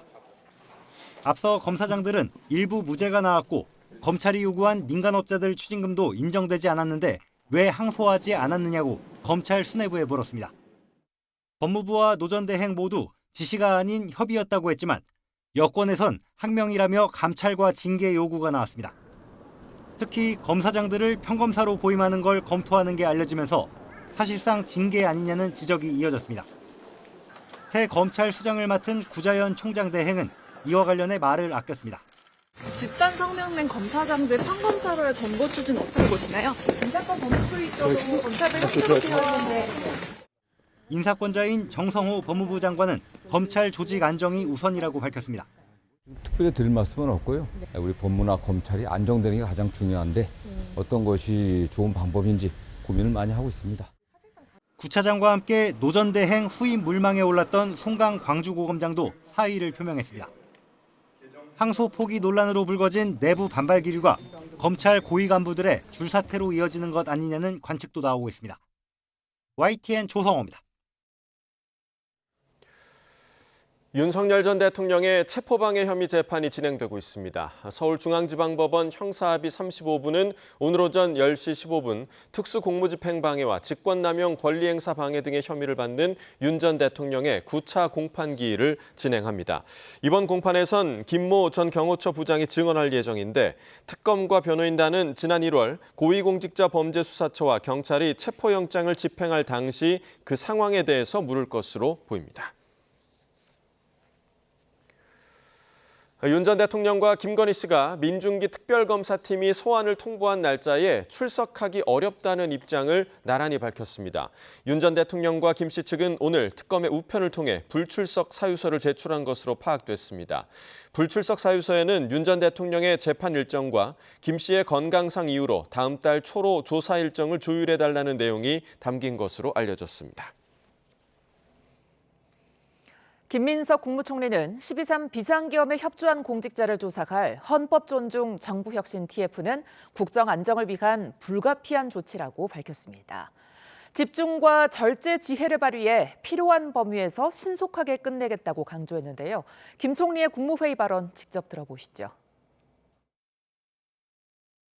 헌법존중 정부혁신 TF는 신속한 헌정 질서 회복과 공직사회 통합을 위한 불가피한 국정안정 조치입니다. 각종 조사는 헌법과 적법 절차에 따라서 꼭 필요한 범위에서 과하지도 덜하지도 않게 신속히 진행되고 마무리될 것입니다. 신속하고 확고하게 내란을 정리하고 민생에 집중하라는 국민의 뜻에 부합하도록 행정부의 안정적 혁신을 위한 집중과 절제의 지혜를 발휘할 것입니다. 국회가 12.3 비상계엄 1주기를 맞아 당시 상황을 복귀할 수 있는 다크 투어를 일주일가량 진행합니다. 탁현민 국회의장 행사기획 자문관은 오늘 MBC 라디오에서 우원식 국회의장과 국회 측에서 12.3 비상계엄을 기억할 방법과 장치를 만들었으면 좋겠다고 해 일종의 다크 투어를 진행하려고 한다고 말했습니다. 실제 계엄군이 헬기에서 내렸던 장소부터 시작해 이재명 대통령과 우원식 의장 등이 담을 넘은 곳, 유리창이 깨진 곳, 소화기로 저항했던 곳 등 각각의 장소와 공간을 함께 둘러보는 자리가 될 거라고 설명했습니다. 서울 서부지법 폭동 사태 배후 의혹과 관련해 전광훈 사랑제일교회 목사가 경찰에 처음으로 출석했습니다. 서울경찰청 안보수사과는 오늘 오전 10시 특수건조물 침입 혐의 등을 받는 전 목사를 소환해 조사하고 있습니다. 지난 1월 서울 서부지법 폭동 사태가 벌어진 지 10개월 만입니다. 전 목사는 경찰에 출석하면서 취재진과 만나 서부지법 사태와 관계가 없다고 주장했습니다. 서울 서부지방법원은 지난 1월 서부지법 사태에 가담한 혐의를 받는 수험생 A씨에게 징역 1년에 집행유예 3년을 선고했습니다. 앞서 선고는 지난달 27일에 내려질 예정이었는데 A씨가 2026학년도 대학 수학능력시험에 응시하는 것을 고려해 어제로 미뤄졌습니다. 재판부는 실형과 집행유예를 두고 고민이 많았다면서 경찰을 향한 폭행이 비교적 가볍고 반성하는 태도를 보이는 점 등을 고려했다고 설명했습니다. 앞서 A씨는 지난 1월 윤석열 전 대통령에 대한 구속영장이 발부되자 법원 당직실 창문을 통해 건물에 침입하고 경찰의 안전고가를 집어던진 혐의로 재판에 넘겨졌습니다. 서민들에게 돈을 빌려주고 살인적인 이자를 받은 사금융 불법 조직원들이 다수 검거됐습니다. 이자가 무려 연 24,000%, 갚지 못하면 가족과 지인들을 협박했습니다. 홍성욱 기자입니다. 대구에 있는 아파트에 경찰이 들이닥칩니다. 범죄 조직원들을 체포해 수갑을 채웁니다. 지금 대법원 위반으로 체포영장에 체포하는 거예요? 강원경찰청 형사기동대가 살인적인 고리와 불법 채권 추심을 일삼은 범죄 조직 3곳, 조직원 46명을 검거했습니다. 대부업 등록도 하지 않은 이들은 1,000명 넘는 사람들에게 22억 원을 빌려준 뒤 단 6개월 만에 35억 원을 챙겼습니다. 연 20%, 법정 최고금리에 1,100원 없는 최대 24,000%의 살인적인 고리를 적용해 돈을 뜯어냈습니다. 특히 피해자들로부터 신분증과 차용증을 들고 찍은 사진이나 가족관계 증명서, 지인과 가족 연락처 등을 받아 제때 돈을 갚지 못하면 협박을 일삼았습니다. 진짜로 아침에 사무실 문 열 때 가갖고 그냥 하루 종일 앉아있기 전에 지금 보내세요. 좋은 게 좋은 거라고 잘해드리면 좀 잘합시다. 견디지 못한 일부 피해자는 극단적인 선택을 시도했고 다수 피해자가 직장을 잃었으며 가정 파탄을 겪기도 했습니다. 경찰의 추적을 피해 주기적으로 아파트, 원룸 등으로 옮겨 다니면서 범행을 계속하고 원금 등 상환이 지연될 경우 채무자의 가족, 회사에 반복적으로 연락하여 협박하는 등 채권 추심을 하였습니다. 사업가 행세를 하던 조직원들은 범죄 수익을 유흥비로 탕진하거나 고급 수입차 등을 구매하는 데 썼습니다. 경찰은 불법 사금융 조직 총책 등 20명에 대해서는 범죄단체 조직 혐의를 적용해 검찰로 넘겼습니다. YTN 홍서욱입니다.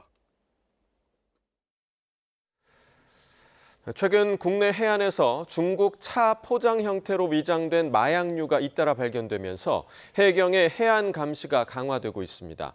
강원도 동해해양경찰서는 어제 동해시 해안가에서 동해경찰서와 동해세관, 해군 1함대 등과 함께 마약류 유입 차단을 위한 합동 수색을 벌였습니다. 동해해경은 오는 20일 삼척권과 울릉권 해안에서도 합동 수색을 이어갈 계획입니다. 해경은 해안가에서 밀봉 용기나 분말 형태의 정체불명 물질을 발견하면 직접 만지지 말고 즉시 신고해달라고 당부했습니다. 최근 5년 사이 케타민과 엑스터시 등 클럽이나 유흥업소 등에서 주로 소비되는 이른바 클럽 마약 적발량이 7배 넘게 늘었습니다. 관세청은 클럽 마약 적발 건수는 지난 2021년 215건에서 올해 9월 기준 116건으로 줄었지만 적발량은 15.8kg에서 115.9kg으로 7.3배 늘었다고 밝혔습니다. 이는 232만 명이 동시에 투약할 수 있는 양으로 올해 9월까지 적발량은 지난해 전체 적발량인 79.9kg을 훌쩍 뛰어넘습니다. 특히 올해 케타민 적발량만 101.9kg으로 5년 새 17.3배 늘었고 밀수 적발 건수도 15건으로 15배나 늘었습니다. 예비 신혼부부 고객들의 가전제품 대금을 가로챈 후 잠적했던 LG전자 대리점장 양 씨가 대금을 도박 자금으로 쓴 정황이 YTN 취재 결과 확인됐습니다. 양 씨는 근무 중에도 온라인 도박을 할 정도로 중독이 심했던 것으로 파악됐는데 경찰도 양 씨가 도박 빚을 돌려막기 위해 대금에 손을 댔다고 보고 있습니다. 서울 동대문경찰서는 오늘 고객 수십 명의 가전제품 대금을 챙겨 잠적한 혐의로 양 씨를 검찰에 구속 송치했습니다. 양 씨는 지난달 말 도주했다가 지난 10일 강원도 속초시에서 긴급 체포됐는데 현재까지 경찰에 접수된 고소장은 34건, 피해액은 수억 원에 달합니다. 겨울철에 주로 발생하는 장관 감염증인 로타바이러스 환자가 최근 서서히 늘고 있어 주의가 필요합니다. 올해 45주 차인 11월 2일부터 8일까지 그룹 A형 로타바이러스 환자는 모두 54명으로 지난해 같은 기간보다 58.8% 많았습니다. 로타바이러스 감염증에 걸리면 24시간에서 72시간 잠복기를 거쳐 구토와 고열, 심한 설사 증상 등이 4일에서 6일 이어집니다. 대부분 회복되지만 드물게는 심한 탈수로 사망할 수도 있습니다. 불과 한 달 전 최고점을 찍었던 비트코인이 이달 들어 30% 가까이 급락하면서 오래 쌓아온 상승분을 모두 반납했습니다. 트럼프 미국 대통령이 중국에 대해 100% 관세 인상 검토를 거론한 뒤부터 하락세가 시작됐는데요. 이후 미중 회담에서도 완전한 합의가 이루어지지 않았다는 평가가 나오면서 위험 회피 흐름이 더 강해졌습니다. 여기에 AI 관련 자산의 고평가 논란, 그리고 미국의 금리 인하 시점이 예상보다 늦어질 수 있다는 관측까지 겹치면서 가상자산 시장 전반이 얼어붙은 분위기인데요. 전문가 분석 들어보시죠. 지금 고점 대비 한 20%에서 30% 정도 조정을 받았어요. 첫 번째는 글로벌하게 위험자산에 대한 회피랑 금리에 대한 재평가가 이루어지고 있는 상황이다. 그래서 미국이 보니까 금리 인하를 빨리 할 것 같았는데 생각보다 이게 느리거든요. 그러니까 이제 그 돈 투자자 입장에서는 성장주, 테크놀로지 관련주, 가상자산과 같이 이제 고위험 자산에서 일단 빼가지고 현금으로 되돌리려는 움직임이 일어나고 있는 상황이에요. 두 번째는 파생상품 시장의 레버리지 청산. 이게 이제 이번에 핵심 그 이제 비트코인 떨어진 이유로 꼽히고 있는데요. 현물 가격보다 선물 가격이 먼저 이제 지금 폭락을 했어요. 그래서 그 충격이 다시 현물 시장으로 전이되는 전형적인 이제 패턴이 나타났다 이렇게 보이고요. 이제 마지막으로 세 번째는 전 세계적으로 정책하고 규제 불확실성이 존재하고 있는 게 이제 가상시장, 자산 시장이에요. 그래서 단기적으로 봤을 때는 어떤 뉴스가 나오냐에 따라서 가격이 계속 출렁이는 장세 가 된 측면이 있습니다. 이번 하락을 두고는 잠깐 쉬어가는 조정이다, 진짜 약세장이다 의견이 갈립니다. 특히 4년마다 찾아오는 비트코인 반감기 사이클이 이번에도 적용될지를 놓고 의견이 부딪히는데요. 반감기 뒤에는 보통 1년 남짓 상승장을 이어가다가 고점을 찍고 그다음에는 서서히 가격이 내려가는 흐름이 이어지는 게 과거 패턴인데 이 패턴대로라면 올해 봄에서 가을 사이에 고점을 찍고 지금이 하락 흐름이 나올 시기이기도 하죠.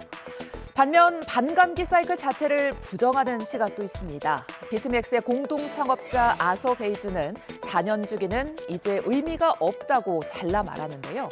코인의 가격을 움직이는 건 현물 비트코인 ETF 승인 같은 정책 변화라는 입장입니다. 반감기 법칙이냐, 새로운 시장 구조냐, 가격 폭락에 대한 엇갈린 시각 속에 가상자산 시장의 심리 지표로 이어지는 공포 탐욕 지수는 극단적인 공포, 이 15점 수준을 기록했습니다. 여기에 블룸버그 통신은 비트코인이 포트폴리오 분산 수단 중 하나라는 인식에도 균열이 생기고 있다고 지적했는데요. 연말까지 변동성이 이어지며 산타랠리를 기대하기는 어려울 거란 전망이 나옵니다. 이런 가운데 북한 해커들이 1조 원대 코인을 세탁하는 과정에 세계 최대 가상화폐 거래소 바이낸스가 연루된 정황이 국제 탐사 보도를 통해 포착됐습니다. 최근 트럼프 미국 대통령이 자금 세탁 관련 혐의로 징역형을 받은 바이낸스 창업자를 사면해 뒷말을 낳기도 했습니다. 정유신 기자입니다. 국제탐사보도 언론인협회 ICIJ가 북한 해커를 비롯한 범죄단체의 대형 가상화폐 거래소 내역을 추적한 결과를 공개했습니다. 북한 해커그룹이 탈취한 1조 3천억 원 자금이 세계 최대 가상화폐 거래소인 바이낸스 계좌 5개로 나눠 흘러들어간 내역이 확인됐습니다. 앞서 지난 2월 세계 2위 거래소 바이비트에서 15억 달러, 우리 돈으로 2조 원대 이더리움 해킹 피해를 입었습니다. 당시 단일 가상화폐 해킹 사건 사상 최대 규모로 북한 해킹 조직 라자루스의 소행으로 추정됩니다. 미 재무부는 이렇게 탈취된 자금이 북한 김정은 정권 통치 자금과 핵무기 개발에 흘러들어간다고 보고 있습니다. 해킹이 북한이 큰 규모의 외화를 확보할 수 있는 유일한 수단이고요. 따라서 이 돈들이 북한 핵개발이나 김정은 비자금에 아주 큰 기둥이 되고 있다 이렇게 봐야죠. 북한 외에도 캄보디아에 기반을 둔 인신매매 사기 조직 후이원 그룹 자금도 최소 4억 달러, 약 6천억 원 이상이 바이낸스에 유입된 것으로 드러났습니다. 바이낸스 창업자는 자오 창펑으로 바이든 행정부 당시 자금 세탁 방지 의무를 이행하지 않은 혐의로 기소돼 지난해 징역 4개월을 선고받았습니다. 창업자가 징역형을 받은 뒤에도 북한 해킹 조직 등의 돈 세탁이 이뤄진 셈입니다. 공교롭게 트럼프 미 대통령은 지난달 자오 창펑을 누군지도 모른다면서도 사면 조치를 단행해 큰 비판을 받기도 했습니다. I don't know him. I don't believe I've ever met him. But I've been told by a lot of support. He had a lot of support. And they said that what he did is not even a crime. 외신들은 트럼프 일가가 100억 달러, 14조 원이 넘는 새로운 가상화폐 사업을 구축하면서 이해충돌 논란이 커지고 있다고 지적했습니다.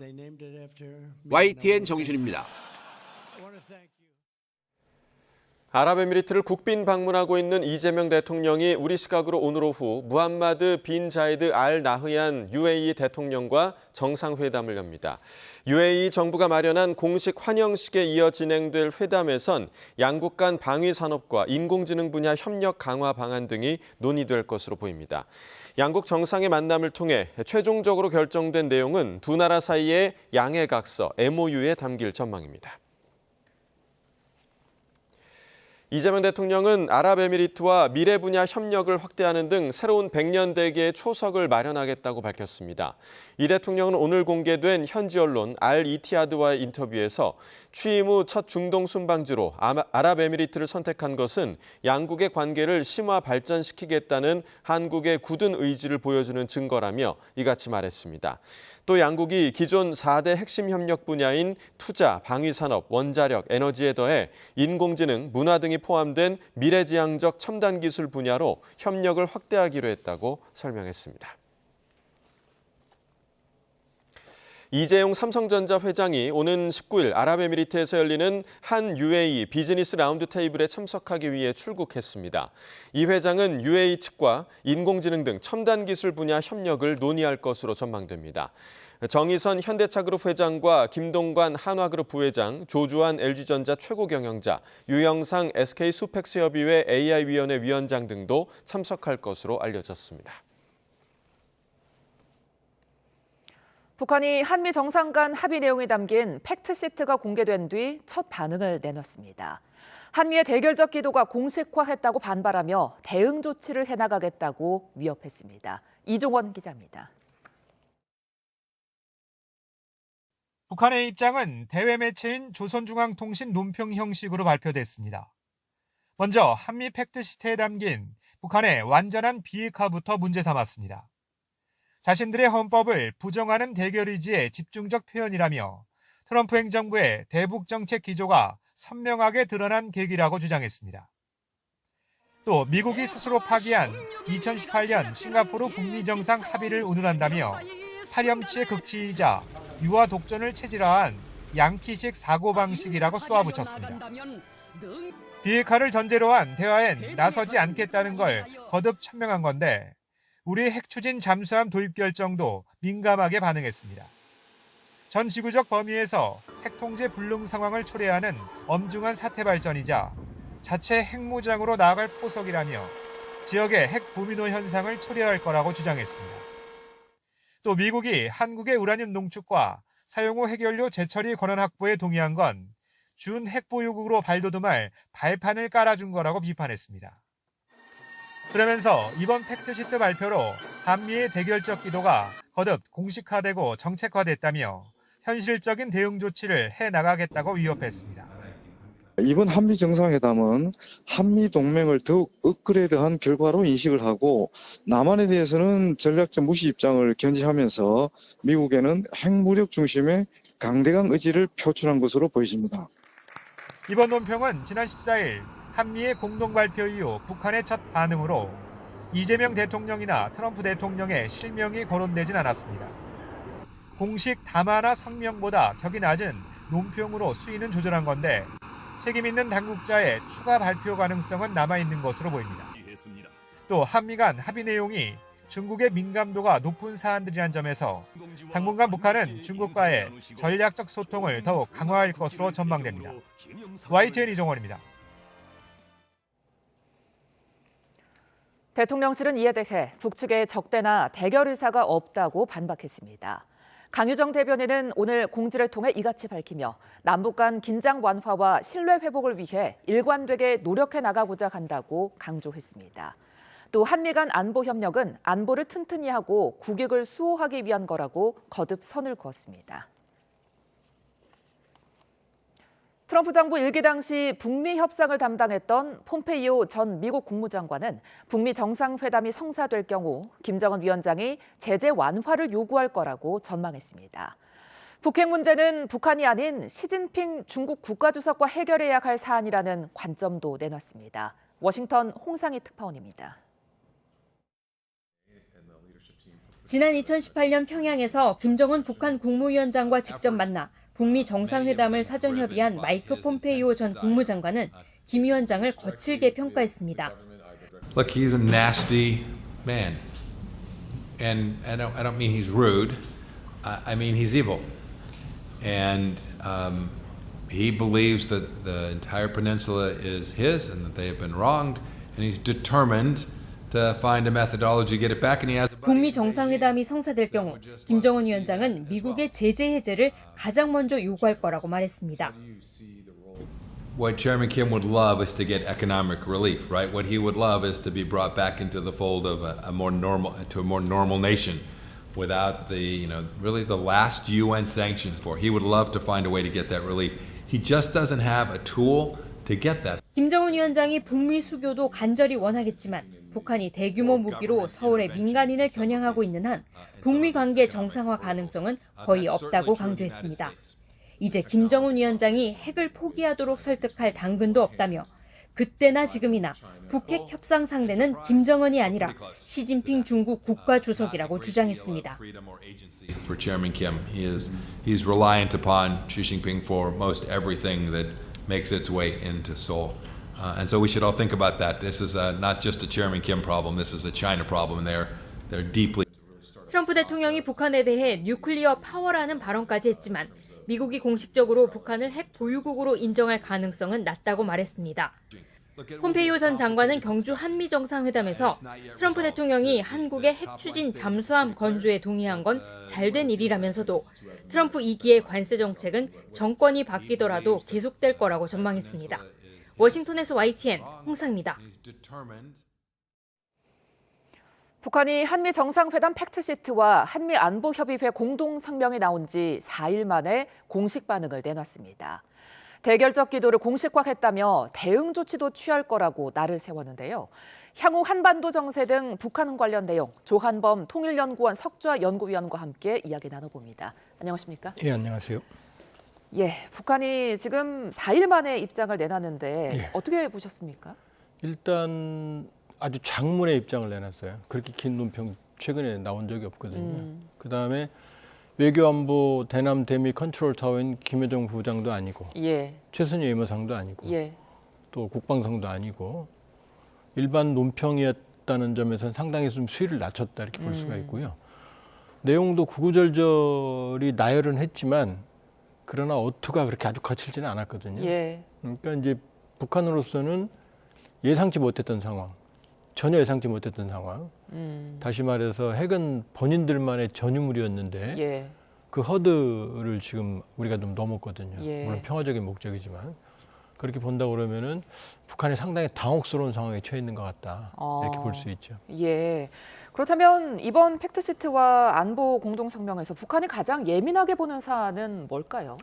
뭐 여러 가지가 있겠죠. 뭐 한미동맹 현대에도 있고 그렇지만은 역시 핵 추진 잠수함과 그 다음에 이제 농축 재처리 이 부분을 사실은 말미에 넣어놨지만 북한으로서는 자기들이 가지고 있는 유일한 억지력이 핵 억지력이거든요. 그런데 핵 추진 잠수함을 가지게 되면 북한은 사실상 핵 추진 잠수함 제도 능력이 없거든요. 운영 능력도 없고. 근데 우리는 전력화할 수 있거든요. 그 다음에 농축과 재처리 같은 경우도 물론 우리는 이제 평화적인 목적으로 원자력 이용에 활용을 하고 그걸 무기로 전환한다는 건 지금 NPT 제재는 불가능해요. 그러나 북한의 입장에서는 한국이 농축과 재처리 인프라를 갖는 건 사실은 북한으로서는 유사시 한국이 대응할 수 있는 체제를 갖추는 거니까 북한으로서는 그 핵 억제력 유일한 어떤 그 비대칭 균형이 이제 깨지기 때문에 그분이 제일 민감하다고 볼 수가 있죠.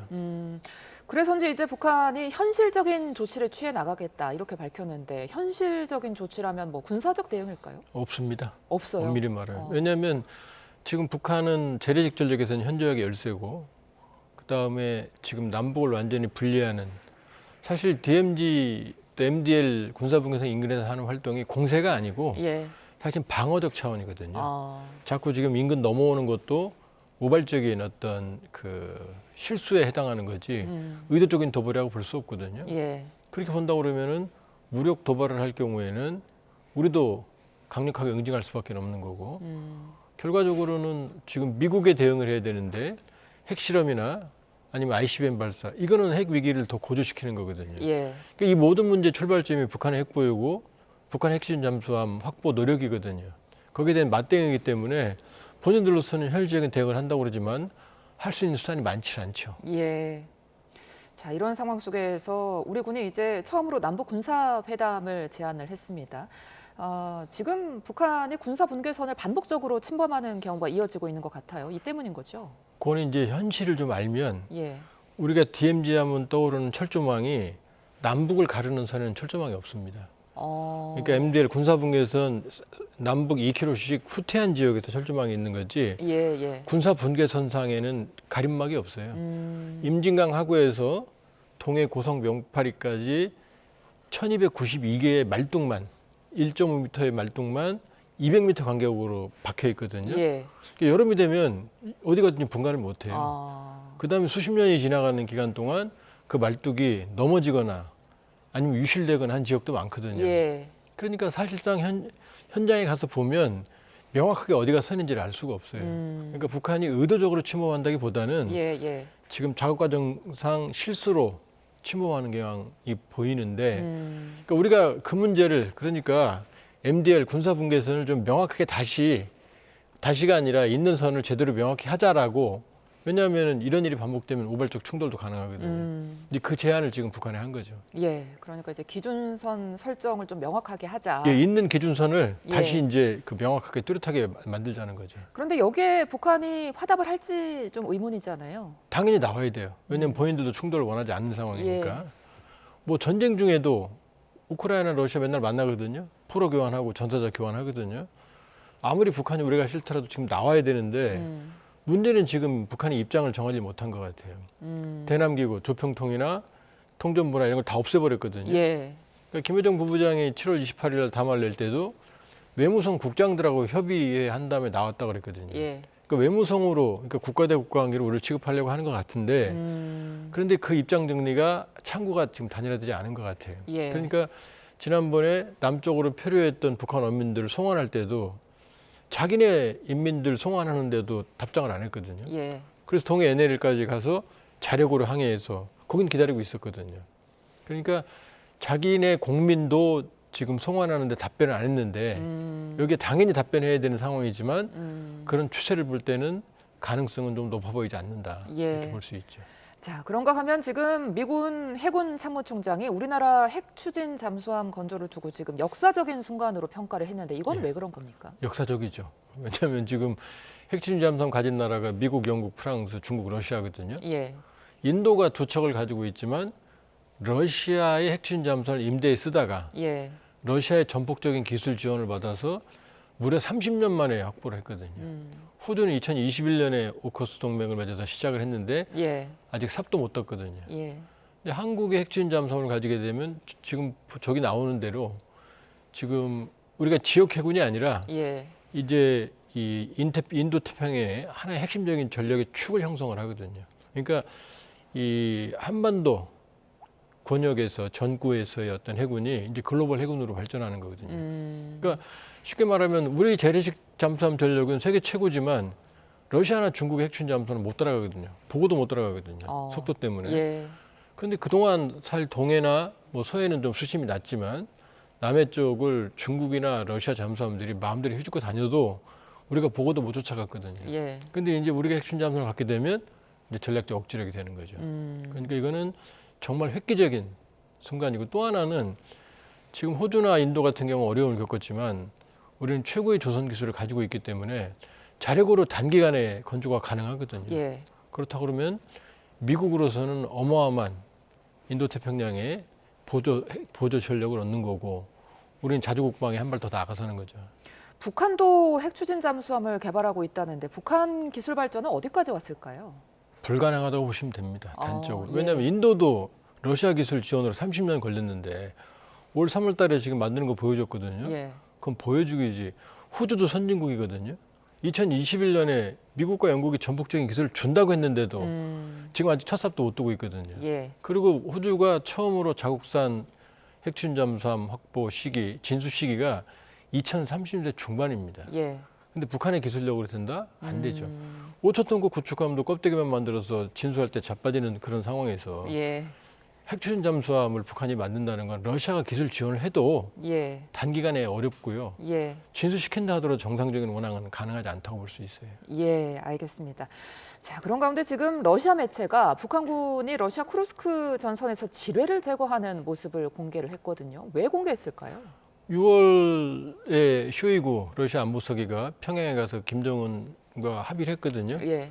전투공병 지뢰 제거 1,000명 이미 작업 중이고 5,000명은 이제 건설 여단 추가 이제 순차적으로 투입되고 있는데 근데 보면 좀 우스운 모습들이 많이 나오죠. 인공기에 막 얼굴 닦는다든지. 그러니까요. 예. 그다음에 그 이동하는 과정에 김정은 군가도 아니에요. 김정은 노래를. 찬양가예요. 예. 김정은 찬양가. 그러니까 김정은 정권이 원하는 모습을 보여주는 거죠. 아. 러시아가. 예, 그럼으로써 추가적인 파병, 그다음에 그 북러 밀착, 그다음에 현재 지뢰 작업은 전투 작업은 아니니까요. 예. 그런 다목적적인 의도를 좀 표출하기 위해서 영상을 공개했다 이렇게 봐야겠죠. 예. 자, 한중일 관계도 좀 짚어볼게요. 대통령실이 동북아 3국 표기 순서를 한중일로 통일하기로 했거든요. 이게 어떤 의미가 있을까요? 왜냐하면 윤석열 정부에서 한일중 그래버렸거든요. 예. 그런데 사실 국가의 구면화 체급으로 보면 지금 뭐 그 우러 전쟁, 우크라이나 러시아 전쟁, 예. 그것도 사실은 러우 전쟁, 우러 전쟁 논쟁이 많거든요. 어디 예, 관점을. 예. 그렇게 보면 우리 입장에서는 중국이 적은 아니거든요. 그 일본도 지금 뭐 우리 블랙 이글스 급유 거부했듯이 완벽하게 신뢰가 있는 동맹도 아닌 거거든요. 그렇다면 국가 기준으로 보면 국력, 그다음에 중국은 지금 유엔 안보리 상임이사국이에요. 좋든 싫든. 예. 일본은 아니거든요. 그럼 거기에 맞으면 당연히 국제적인 그 관례상 중국이 먼저 나와야 되는 거죠. 친하 무슨 뭐 협중이냐 아니 이걸 떠나서 예. 일반적인 통례상 한중일이 맞죠. 근데 이제 이전 정부에서 가치 외교라고 해서 일본을 더 앞세우는 그런 일을 했는데 그걸 정상화시켰다고 보면 되는 거죠. 이제 중국 CCTV도 환영 메시지를 내놨어요. 이에 대해. 앞으로 지금 근데 현재 중국과 일본의 갈등이 심상치 않잖아요. 이런 상황 속에서 앞으로 동북아 관계 어떻게 전망하세요? 다카이치 총리가 계산된 실수를 한 것 같아요. 계산된 실수. 왜냐하면 지금 다카이치 총리가 지지 기반이 취약하거든요. 예. 고이즈미 신지로나 하야시 이 관방장관보다. 그러니까 대중적인 지지도는 다카이치가 높아요. 근데 당내 지지도는 고이즈미나 고이즈미가 높거든요. 그러니까 이제 대중적인 우경화하고 있는 일본 민족주의를 자극하기 위해서 의도적으로 시진핑 주석과의 회담에서도 또 이번에서도 의도적으로 집단적 자위권 대만. 근데 이거는 지금 시진핑 주석의 핵심 이익을 건드렸거든요. 예. 여긴 중국은 물러설 수가 없어요. 그럼 중화를 시켜야 되는데 다카이치 총리는 그 발언을 취소할 생각이 없다고 그랬거든요. 그럼 거의 전면전으로 충돌할 거다 외교적으로. 이거는 사드 배치 때 한한령 수준을 훨씬 넘어설 거다. 예. 핵심 이익을 건드렸으니까. 그러니까 이 상황에서 우리 같은 경우는 우리 국익에 맞게 양국 간의 관계를 관리하면 되는 거죠. 예, 알겠습니다. 자, 동북아 관계 전망까지 지금까지 조한범 통일연구원 석좌 연구위원과 함께 짚어봤습니다. 고맙습니다.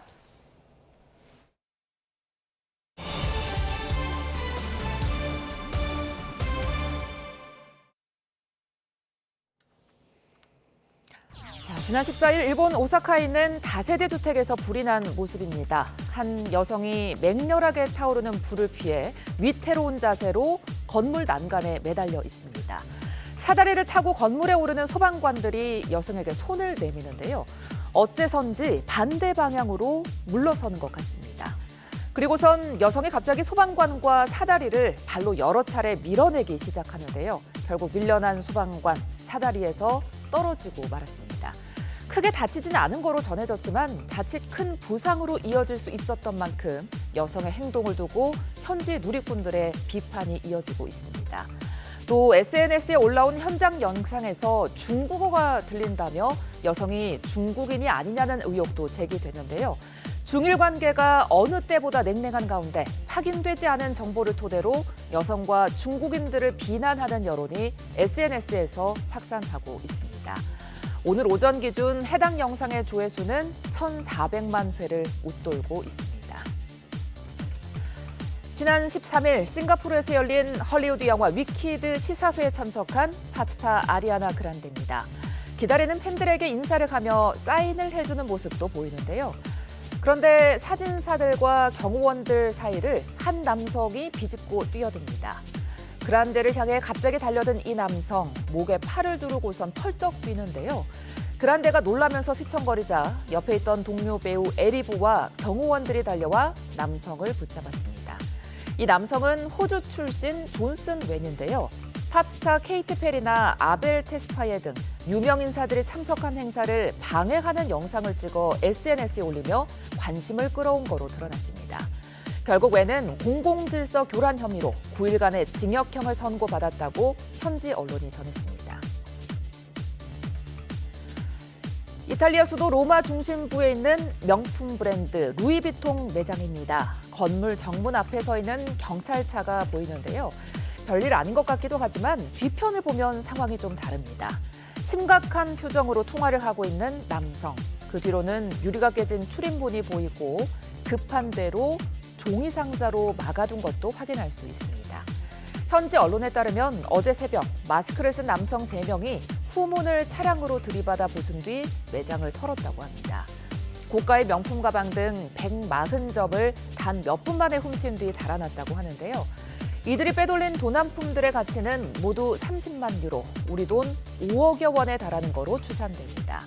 현지 경찰은 전문가 수준의 강도들이 계획적으로 범행을 준비했을 걸로 보고 CCTV 영상을 분석하며 뒤를 쫓고 있다고 합니다.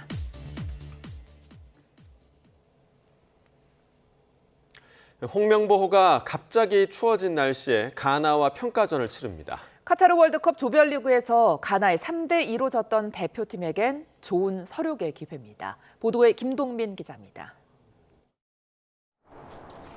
볼리비아를 이긴 홍명보호가 서울 월드컵 경기장에서 가나와 격돌합니다.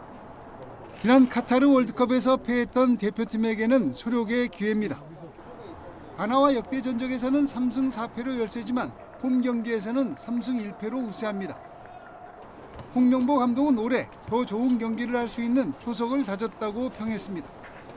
경기를 이겨야 되고 뭐 전술도 좋아야 되고 내용도 좋아야 되고 뭐 여러 가지 있지만은 그런 것들을 하기 위해서 이 기초적인 것들이 이제 팀에는 필요한데 우리 선수들이 충분히 모두 다 인식하고 있다라고 생각이 들어요.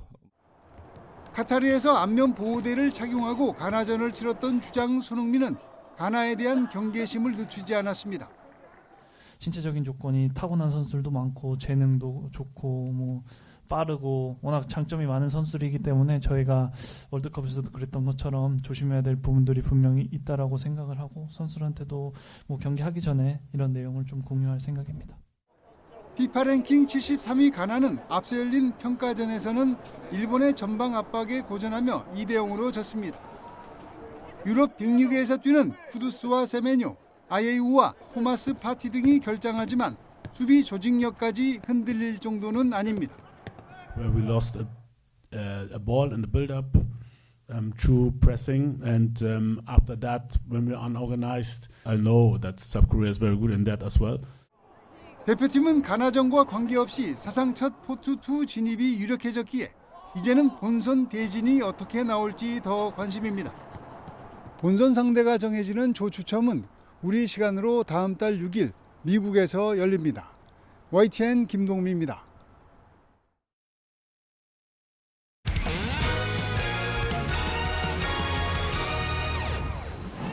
허수복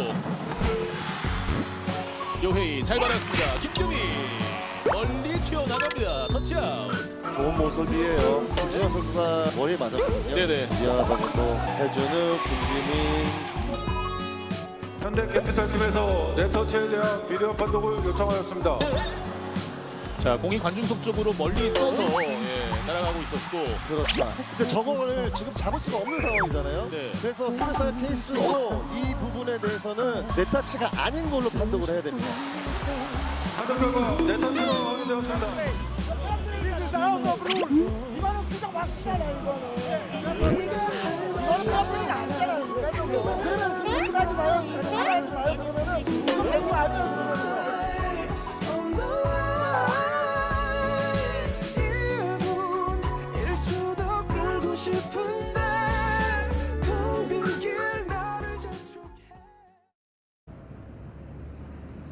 오늘 아침 많이 추우셨죠? 서울은 올가을 들어 처음으로 영하권 추위가 나타났고 체감온도가 영하 6도 안팎까지 뚝 떨어졌습니다. 한낮인 지금도 서울의 체감온도는 1.5도에 그치고 있습니다. 차가운 날씨가 계속되는 만큼 보온에 각별히 신경 써주시기 바랍니다. 오늘 아침 곳곳에서 영하권 추위가 나타나며 올가을 들어 가장 추웠습니다. 동쪽 지방을 중심으로 내려졌던 한파특보는 모두 해제됐지만 오늘 낮 기온은 서울 6도, 대전과 대구 8도에 그치겠고요. 찬바람이 불며 체감상 더 춥게 느껴지겠습니다. 추위 속 설천봉과 제주 산간, 홍성에는 첫눈이 관측됐는데요.